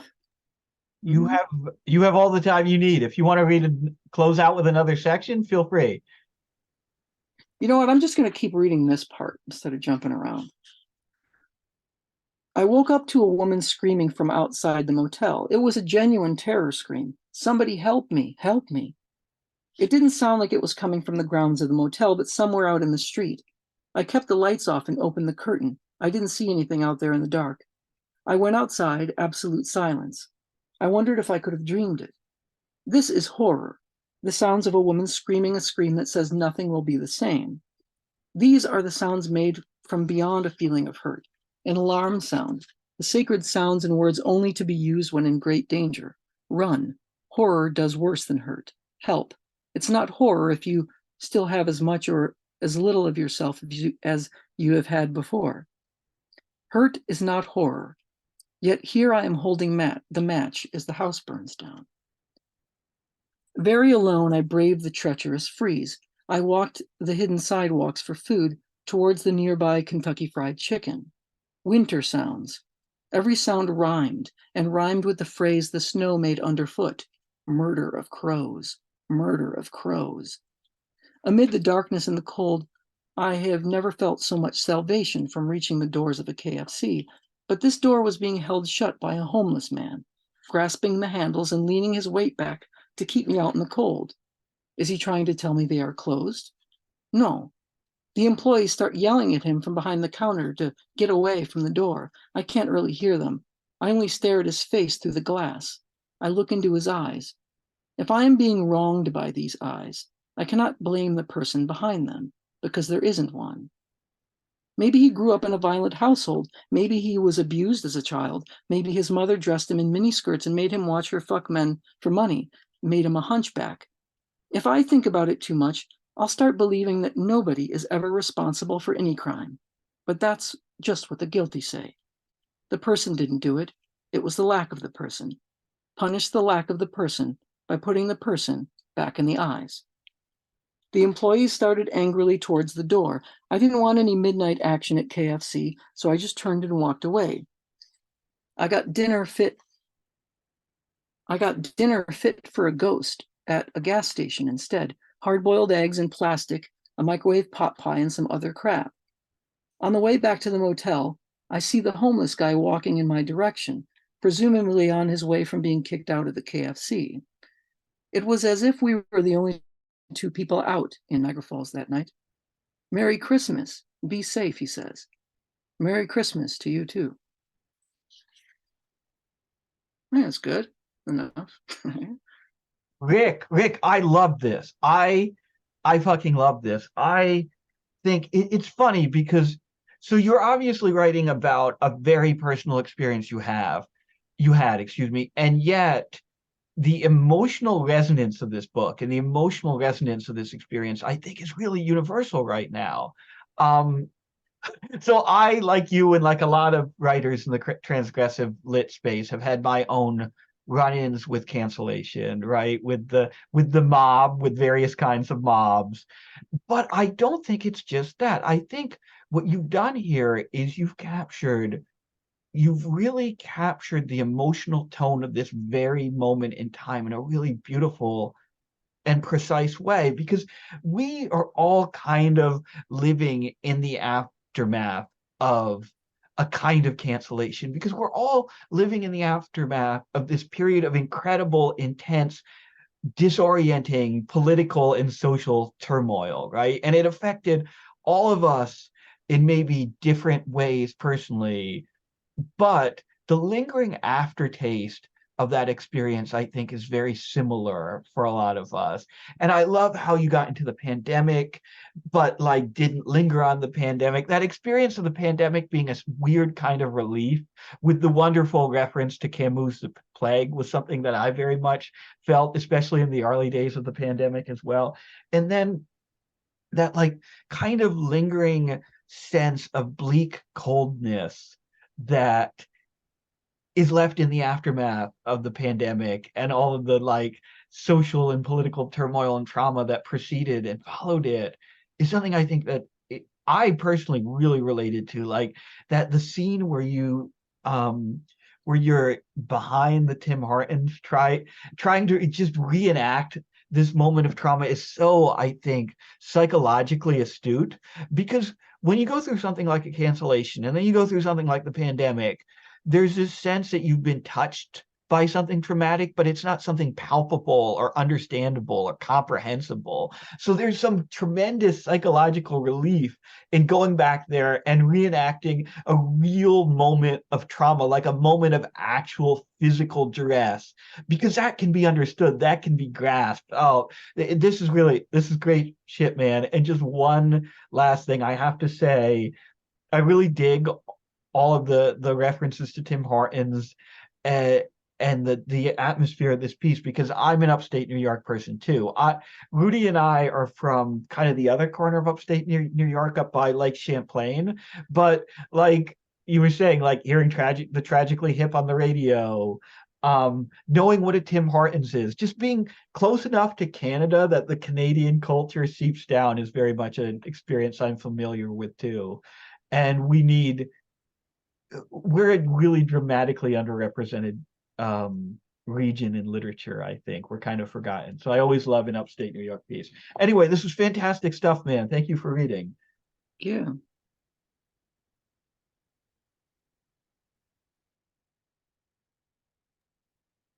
All right. Thank you, man. And and my cat is screaming. I think he liked the piece too, or maybe he wants dinner. Anyway, thanks, Rick.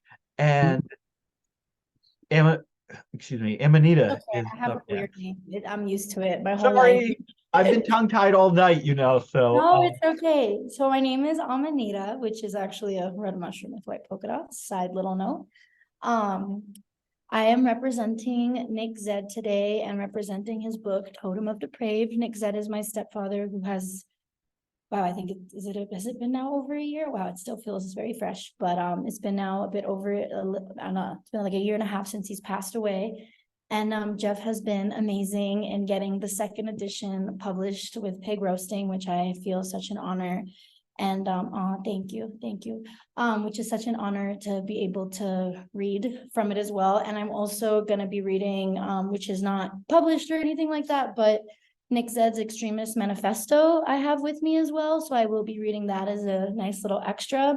From the book, I've chosen to just read parts of it that I felt like stood out, and him talking about cinema of transgression and like his experience throughout dealing with during a time where it wasn't appreciated. And I think actually that's what broke my heart the most when he passed away.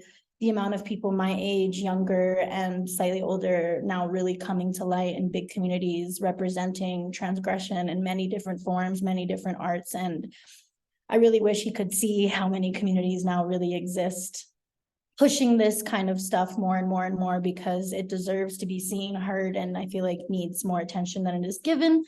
I'm actually in Mexico City right now, coincidentally, for this reading, which I didn't know would happen. It all worked out in a beautiful way because I'm in his apartment where he last laid and passed away. My mom moved the whole archive somewhere else, so I was a little sad that I couldn't have like his whole way of setup of everything with me, but I saved some pieces behind me during the move to keep for the ambiance of Nick Zed. So we have this precious little altar that my mom have for him.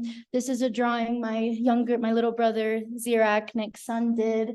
And then we have one of his Harlequin baby paint. Actually, this was the first Harlequin baby painting he did with ball sacks under it, which I love. And we also do have his, oh, and then right here is a screen still from of my mother, Nick Zed's wife.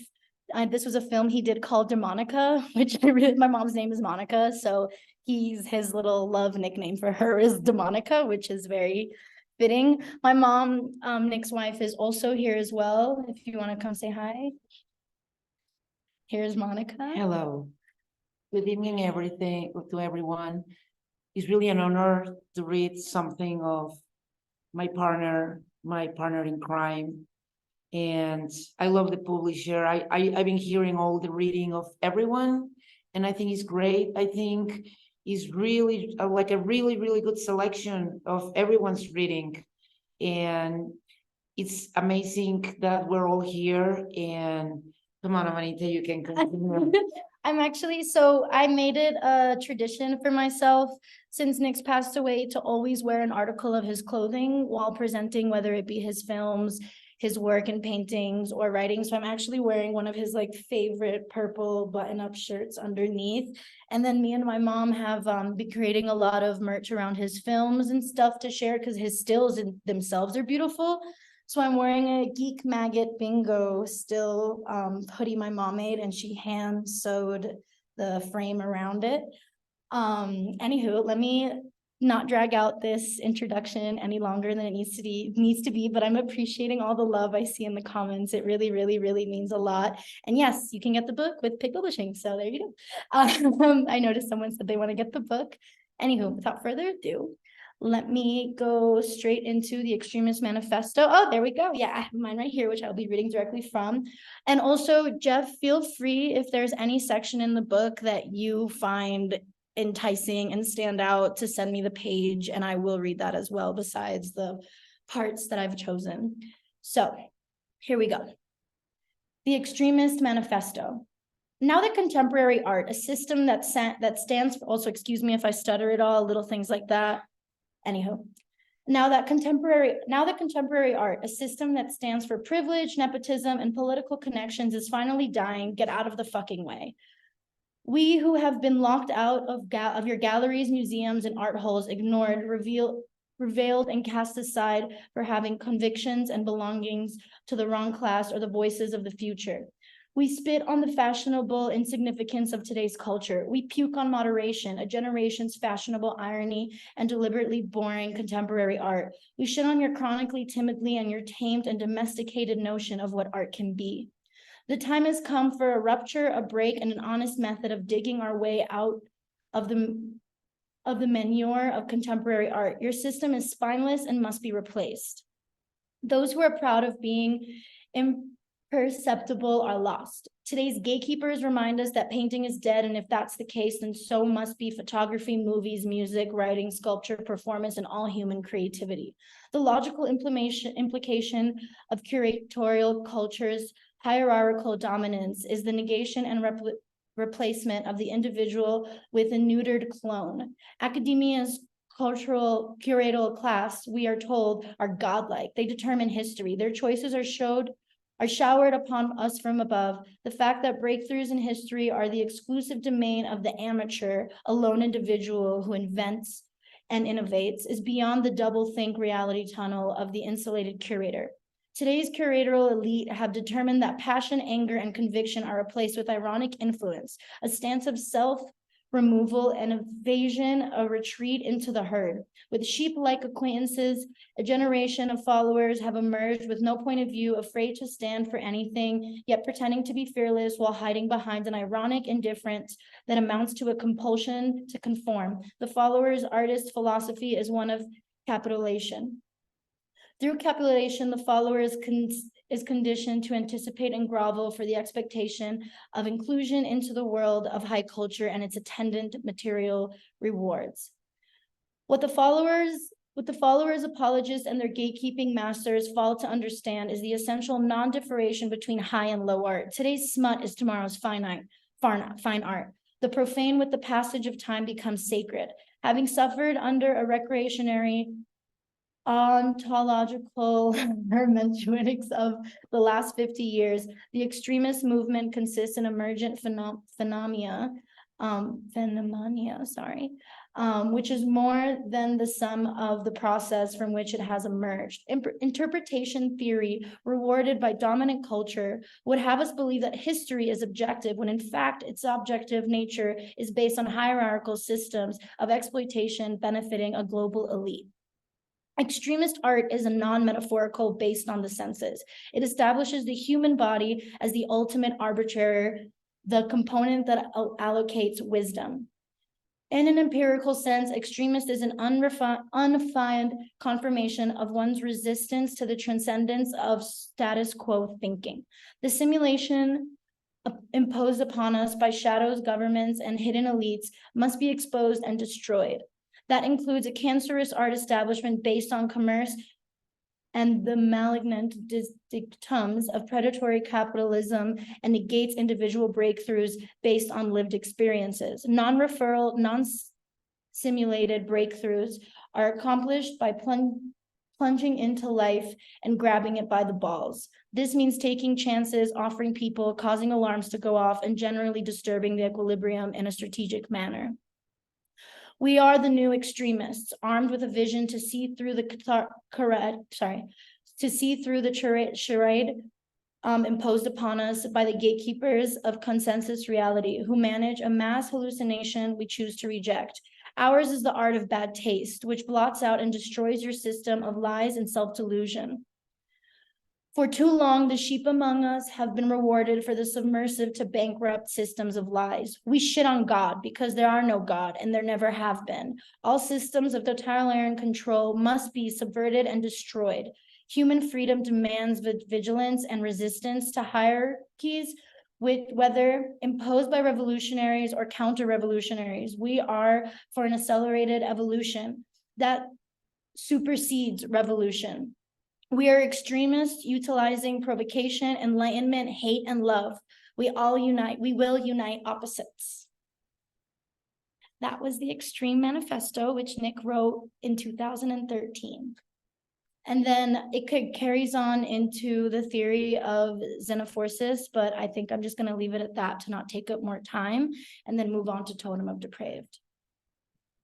Okay, so I'm going to jump around the sections I've chosen, may not be exactly in the order of the book, and also reading the book is kind of funny because he jumps around in time as well. Sometimes when I'm reading it, I'm like, wait, you were talking about this like 3 chapters ago. I guess we're back over here again. Sounds good to me. So we're going to start with, where is it? This is back when,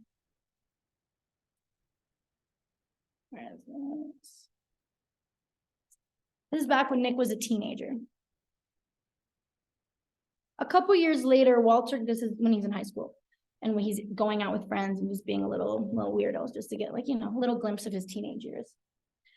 A couple years later, Walter got arrested for burning a house down and went to prison. I once took LSD with Walter when I was in the 11th grade. It kicked in during the middle of a basketball game and made the players accelerate and slow down.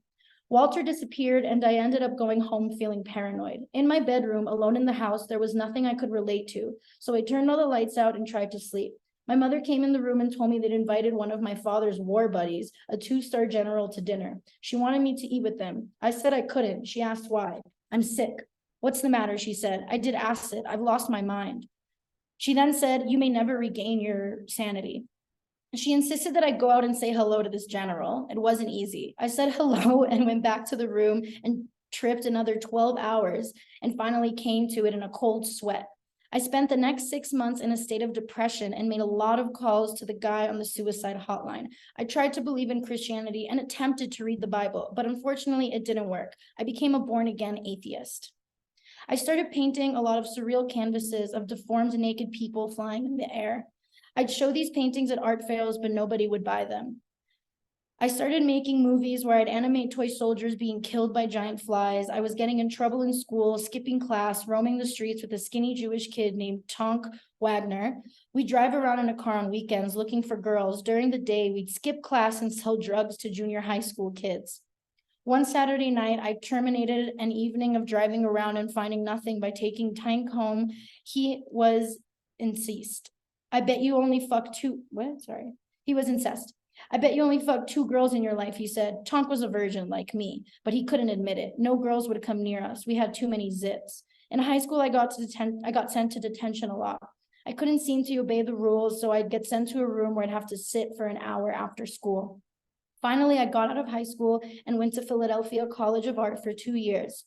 I hated most of the people. I became interested in making films again, so I moved to Brooklyn in 1976 and took film classes at an art school financed in part by student loans I never paid back. It was there I met Donna, a girl who lived in a room next door to mine in a building on Willoughby Avenue. That's just the little glimpse I'm gonna give of his childhood and, well, I guess his teenage years and how he first took the big steps into putting himself out there with himself creatively and realizing he is not happy where he is not connecting to what he is, and he is meant for more. So I think that was an interesting time to realize when he realized, this is it for me, I'm done. So the next part we're gonna read.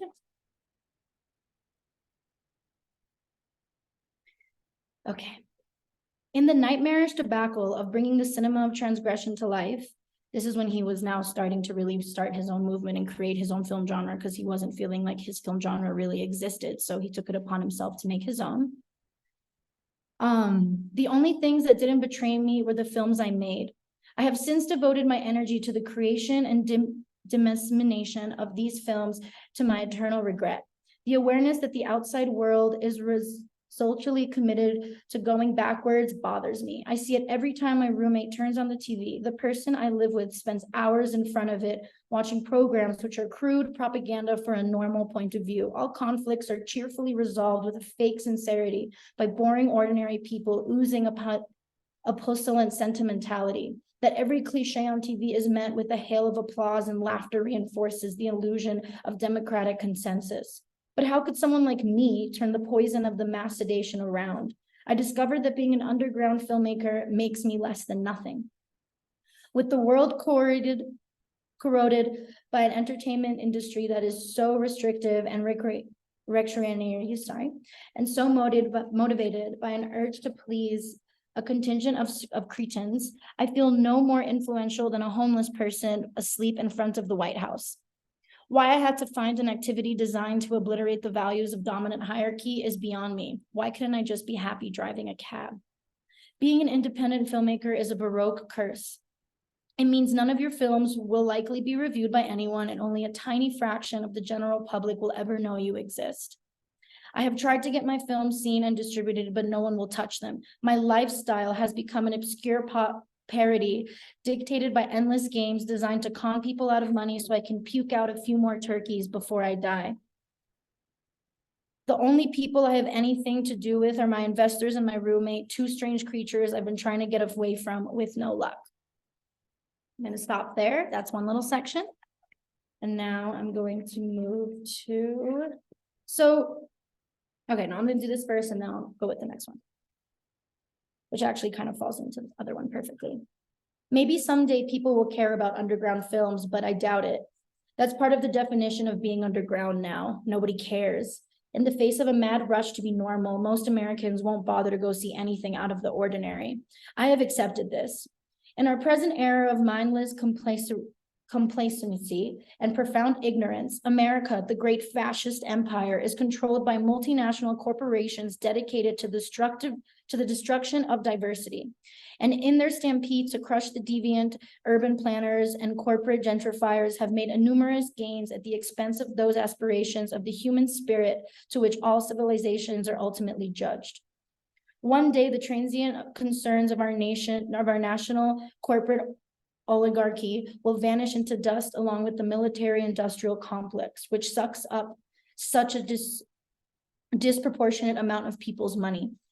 In 1,000 years, like any civilizations, ours will be judged by the ideas found in the subterranean artifacts being produced by the impoverished and the marginalized. It is for this reason that I continue to make films, whether or not anyone comes to see them, because they speak to me and to future generations who will one day dispose of this monolith of greed that oppresses us all.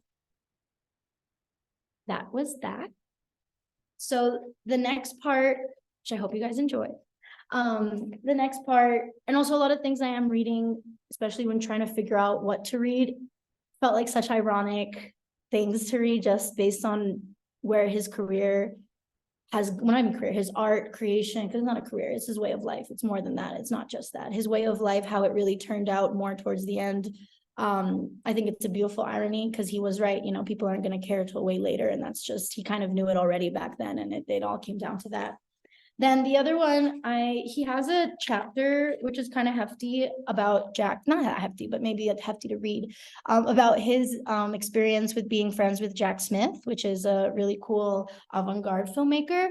I'm gonna save that for the end if there's time to read that chapter, just because I think it's kind of fun and interesting, but you guys can think about if we have time to read that and how many of us want to actually hear that. So the next part I'm gonna read. So this is now just a little more, actually, I'll jump back to that. So there's another little section I chose where he talks about his experience driving a cab, but just like the way he describes like mundane life things is just very enticing and interesting. So that'll also be one that I save if there's time as a little extra excerpt of just some fun extra Nick Zed expressive writing. So I'm gonna jump to, okay. Yes, underground films do exist. And as we who have been suppressed by the indifference of the bastards in the clouds are well aware, there have always been alternatives to the bubblegum of the mind peddled by Hollywood and Europe for our consumption. And for the time being, our capital is New York, ironically. As the center of our mass print media, the Big Apple vomits out more pretentious film magazines than anybody else, but they're all written by narrow-minded whores in a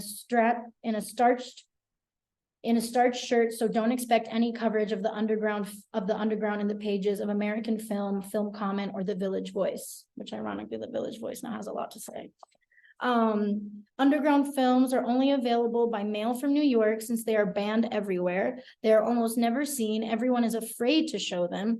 The root of convertism, fear of change, is a form of cowardice, which afflicts nearly everyone now. But we don't care. We'll be laughing all the way to the bank 10 years from now when the historians are shifting through this decade looking for something exciting. It's just a drag having to wait for them to catch up, period.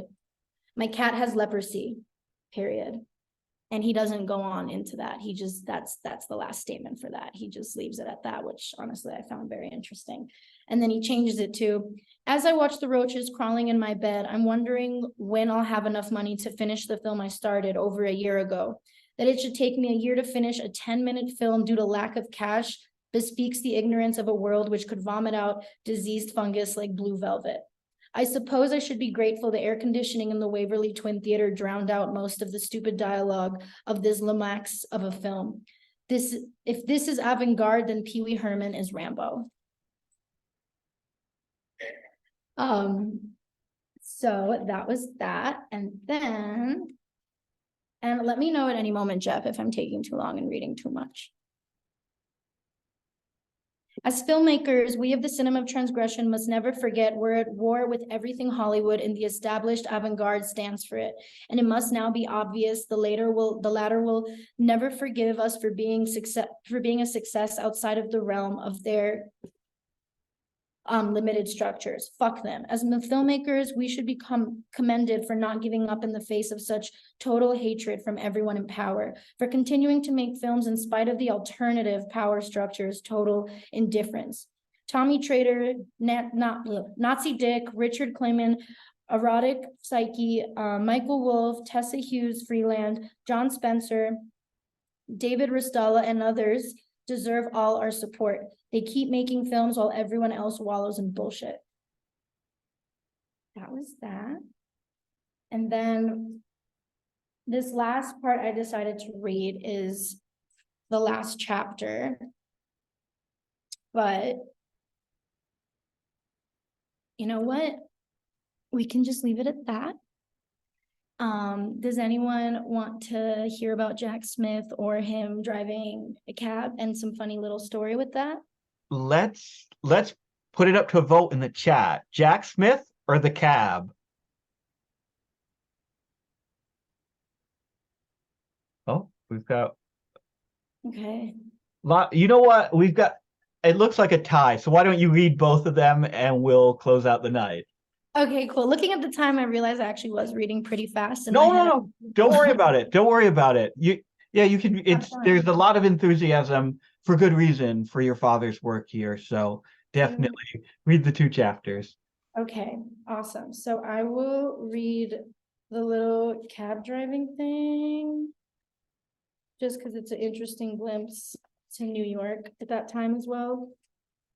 Driving a cab was paralyzingly dull, except on rare occasions. Once I picked up a guy from a hotel in Times Square with a black eye and a bloody nose. A doorman stuck him in the back seat, and the guy asked to be taken to Brooklyn through the tunnel. By the time I got to the tunnel, he was passed out. "Wake up, you gotta pay the toll," I yelled. He wouldn't wake up, so I made a U-turn, drove back, and dumped him in front of a Beekman hotel. I'd pick up hookers and they'd shout at each other in the back seat, telling me to take her monkey ass over to Park Avenue. And when we get there, they'd want to be taken over to West 50th, where there was more business. They loved to drive in circles all night, screaming like banshees, but they never gave tips. Totally exhausted after 12 hours, I'd return the cab at 6 a.m. and then take another cab home. I'll never forget looking out the back window of a cab and seeing a Spanish hooker in the morning sun with a phony smile on her face, looking straight in my eyes, saying, "Want a date?" It was a plastic and evil a sight, and I never seen again. That perfectly summed up the absurd misery of my life. She was the only person to look me in the eyes in 2 weeks. Some nights it'd be so dead, I'd drive around looking for hookers. One black hooker wore horn-rimmed glasses and alluringly raised her leather miniskirt in the morning rain to reveal a 12-inch prick. "Best one in town, sucker." He gleamed between broken teeth. A black hooker with huge tits would stand in the middle of 44th Street, stark naked all night. Driving around, I discovered that rich people are cheap. Why did poor people give bigger tips? I couldn't figure it. So that was that. And now let's do Jack Smith. Where is Jack Smith?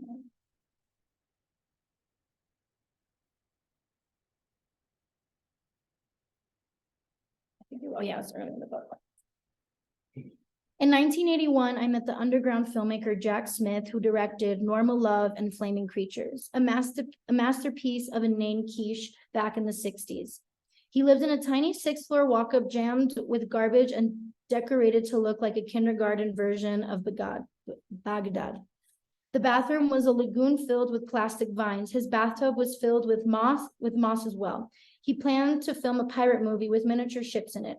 The door frames were modified with spackle to resemble Arabian arcs, and the place was crawling with roaches. He kept his movies in a closet in the kitchen under a bunk bed. I used to come over to help him paint the walls of his set. He would take me out so he could make tea. He sat on the kitchen table, placed a package of tea in front of our cups. As soon as he opened the package, at least 20 roaches came scurrying out. He remained oblivious to their presence and asked me how much tea I wanted as he stuck the spoon in the box. I said none as I watched him drink it.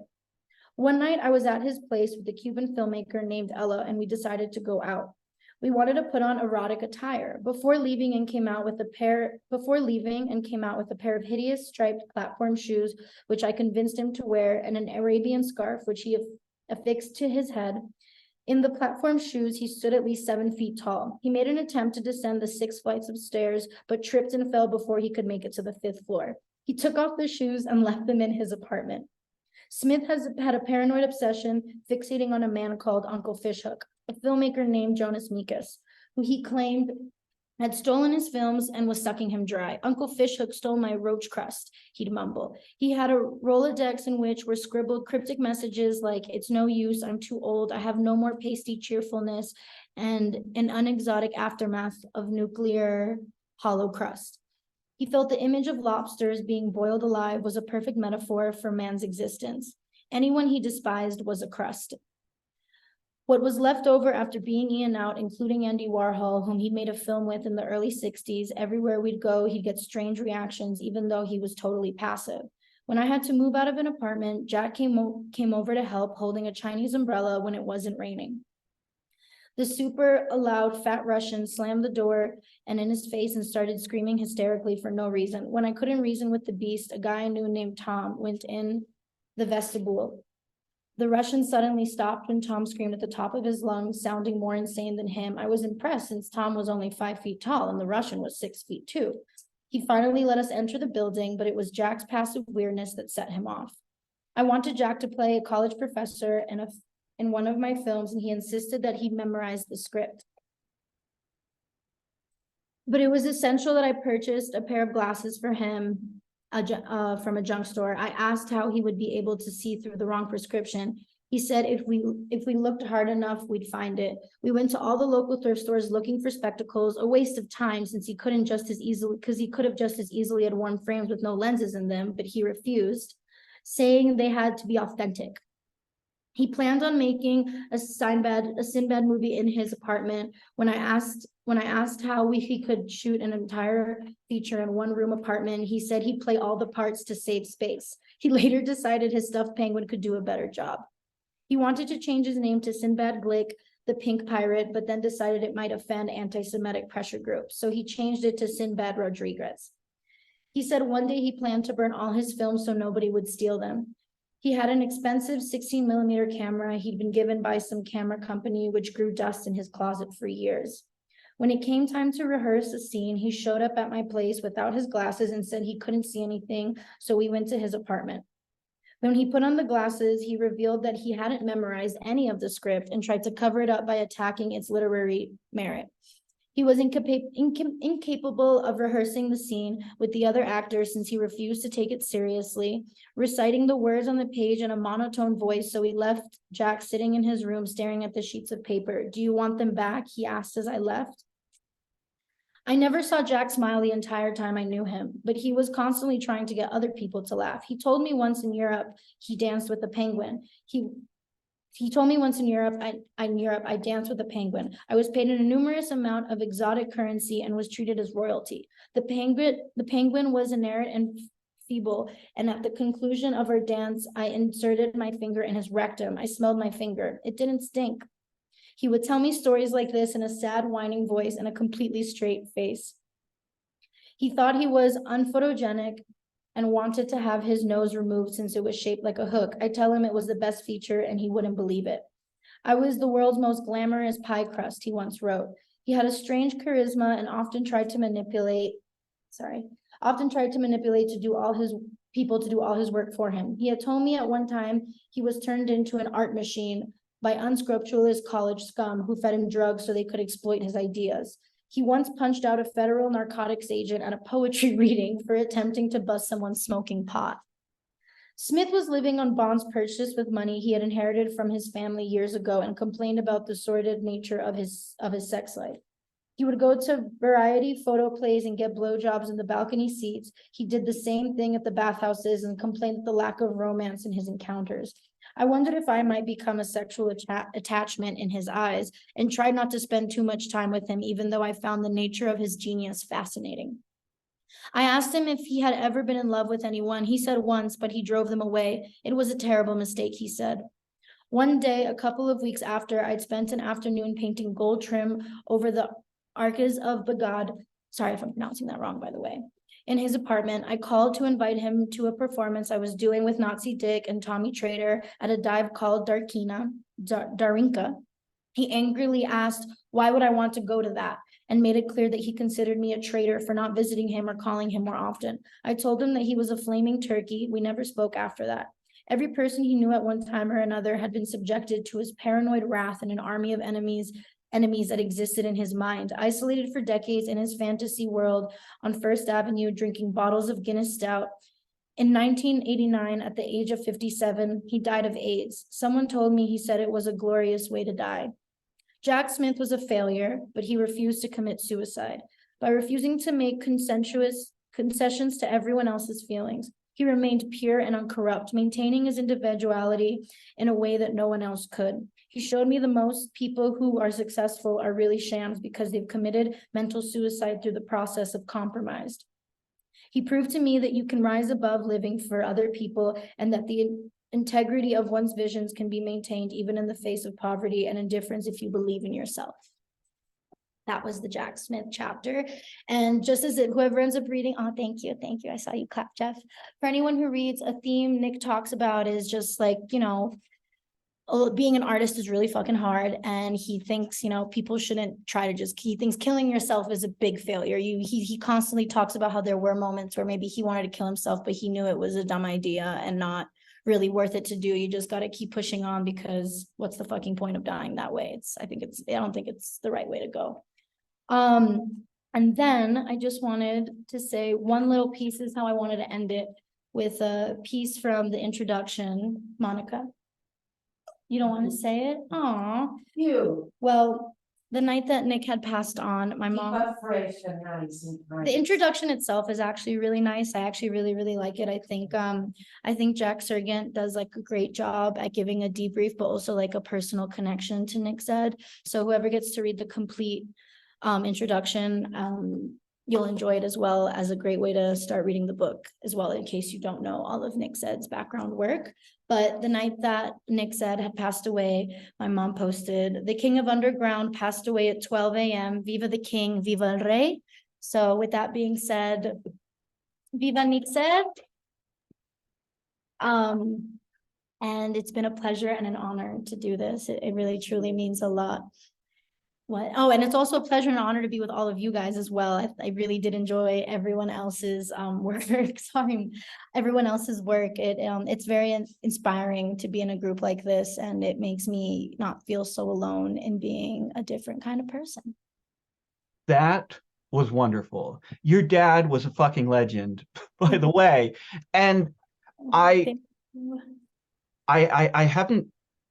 haven't read the book. I think Jeff sent me a like pig roast care package with a bunch of books, and it may have been in there. If it is, I'm going to read it right away, because the way that he so perfectly described the like agony and disappointment of being a transgressive author or a transgressive artist of any kind, I think it's just perfect. It's something that I think everyone here has experienced, that frustration of feeling not only like your art doesn't have an audience, but feeling like your art has been actively and violently rejected by the world. And he just put it across in just a pitch perfect and beautifully eloquent way. And on top of that, though, what I love about the piece that you read, is that it didn't end there, right? This is not just writing about how traumatic and painful it is to be an artist and have your work be rejected. And it's also like really it captures like the romance and the beauty of being an outsider artist too. I mean, even in that cab driver section, like there's all the descriptions of the people are so garish and so gruesome, and then there's that moment where it all just stops so he can admire the sunset, and the way that he describes that light, the way that the light like was illuminating the face of that that dirty hooker on the corner. It's gorgeous, it's beautiful, and it's brilliant, Nick and had a great way of finding beauty out of really ugly things. And like, it was very inspiring. I think my mom's making a funny face.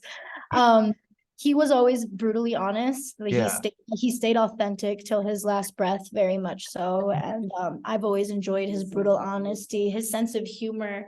I met Nick when I was, I want to say like 6 years old. I was in the voluptuous horror of Karen Black as a child. So I was in the underground scene at a very, very, very young age. Some people would say inappropriately young, but I do not agree with that. I think it was what a lot of people should be exposed to at a young age.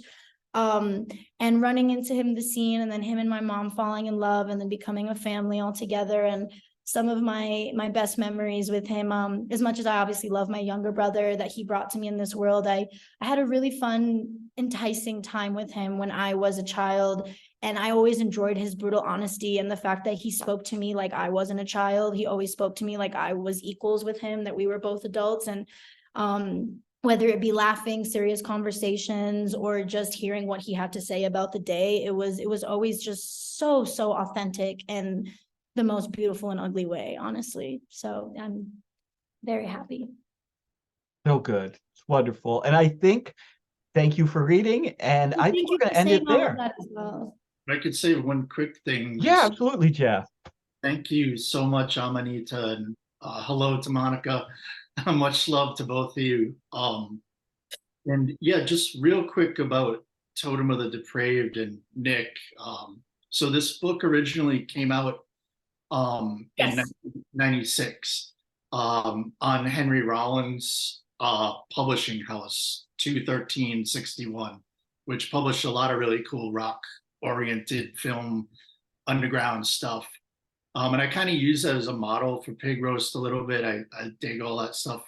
But, you know, the book does ping pong around a lot, but I think there is a line where, you know, it boils down to transgression and Nick's own kind of code of life. And when I first heard that, sometimes a voice just speaks to you from so far away. And when you're a weirdo outsider, it's kind of like, wow, this person 100% gets it and gives you permission to be yourself and permission to do weird fringe activities and outsider stuff.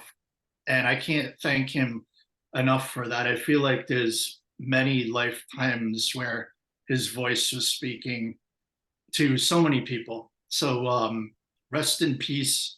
We talked for about 2 hours on the phone one day about just about everything. And I felt like, I don't know if I've ever spoken to such a kindred spirit. And I do miss him a lot. And I'm glad this is one of those books that just had to be back in print. I had no choice, and I'm so happy that it's out there, and I hope everybody can grab it. And if I can just say one other thing about the night, I have a recurring dream of like everybody, all my friends and creators I like of all different art forms getting together for a cookout one day and at like, you know, my backyard or something. I know that physically probably won't ever happen, but I truly consider it an honor tonight that everybody came together. I respect everybody here so much. Everybody who read, everybody who tuned in, and maybe 1 or 2 people out there that didn't come tonight. I like them too. But this is basically a great gift to me personally, and thank you so much. Thank you for having us. And it truly is inspiring, although bittersweet, whenever I come across Nick's work or people come up to me with Nick's work, so much of what he experienced and lived and expressed and felt at that time that feels so long ago is still very much the same now, just with different changes in terms of technology. Very out of time. It's very out of time. Completely. I'm just really thank you because thank you for publish the book, because Nick was very frustrated see his book online before, real expensive, like $200, Totem of the Depraved in different areas, you know, on the net. But it shouldn't be like and that. And he was very sad that it was not accessible to the people, because also it was limited the amount of books that it was left since it got burned, the warehouse of Henry Rollins, and then it was just seriously like 10 books left in the world. This is the first edition. So make the second edition we publish, you know, with Pig Roast is really feel of our heart, that everybody can buy the book, and it's more accessible to people. And the time that it got presented, it was the day of his birthday. Like, we are aligned in Nick and through Nick Life to another dimension where he is, but the things are aligned in the dimension that we're here and touching. So it's really beautiful because things are beyond in a universal way when it's really transgressive, and is when someone is completely disconnected to the matrix and the white supremacy completely. We can't give up, guys. Keep pushing transgressive works in all its forms. All the reading of all the other people, it was really great. I really enjoy it. It feels really great to read other people's transgressive work. I didn't hear another works of transgressive people alive in a long time. Like, of course, I read part of his archive, like other writers, but this is a great group. Thank you so much, Picross, because it's really one of the best publishers right now. So yeah. And thank both of you for coming. That was wonderful.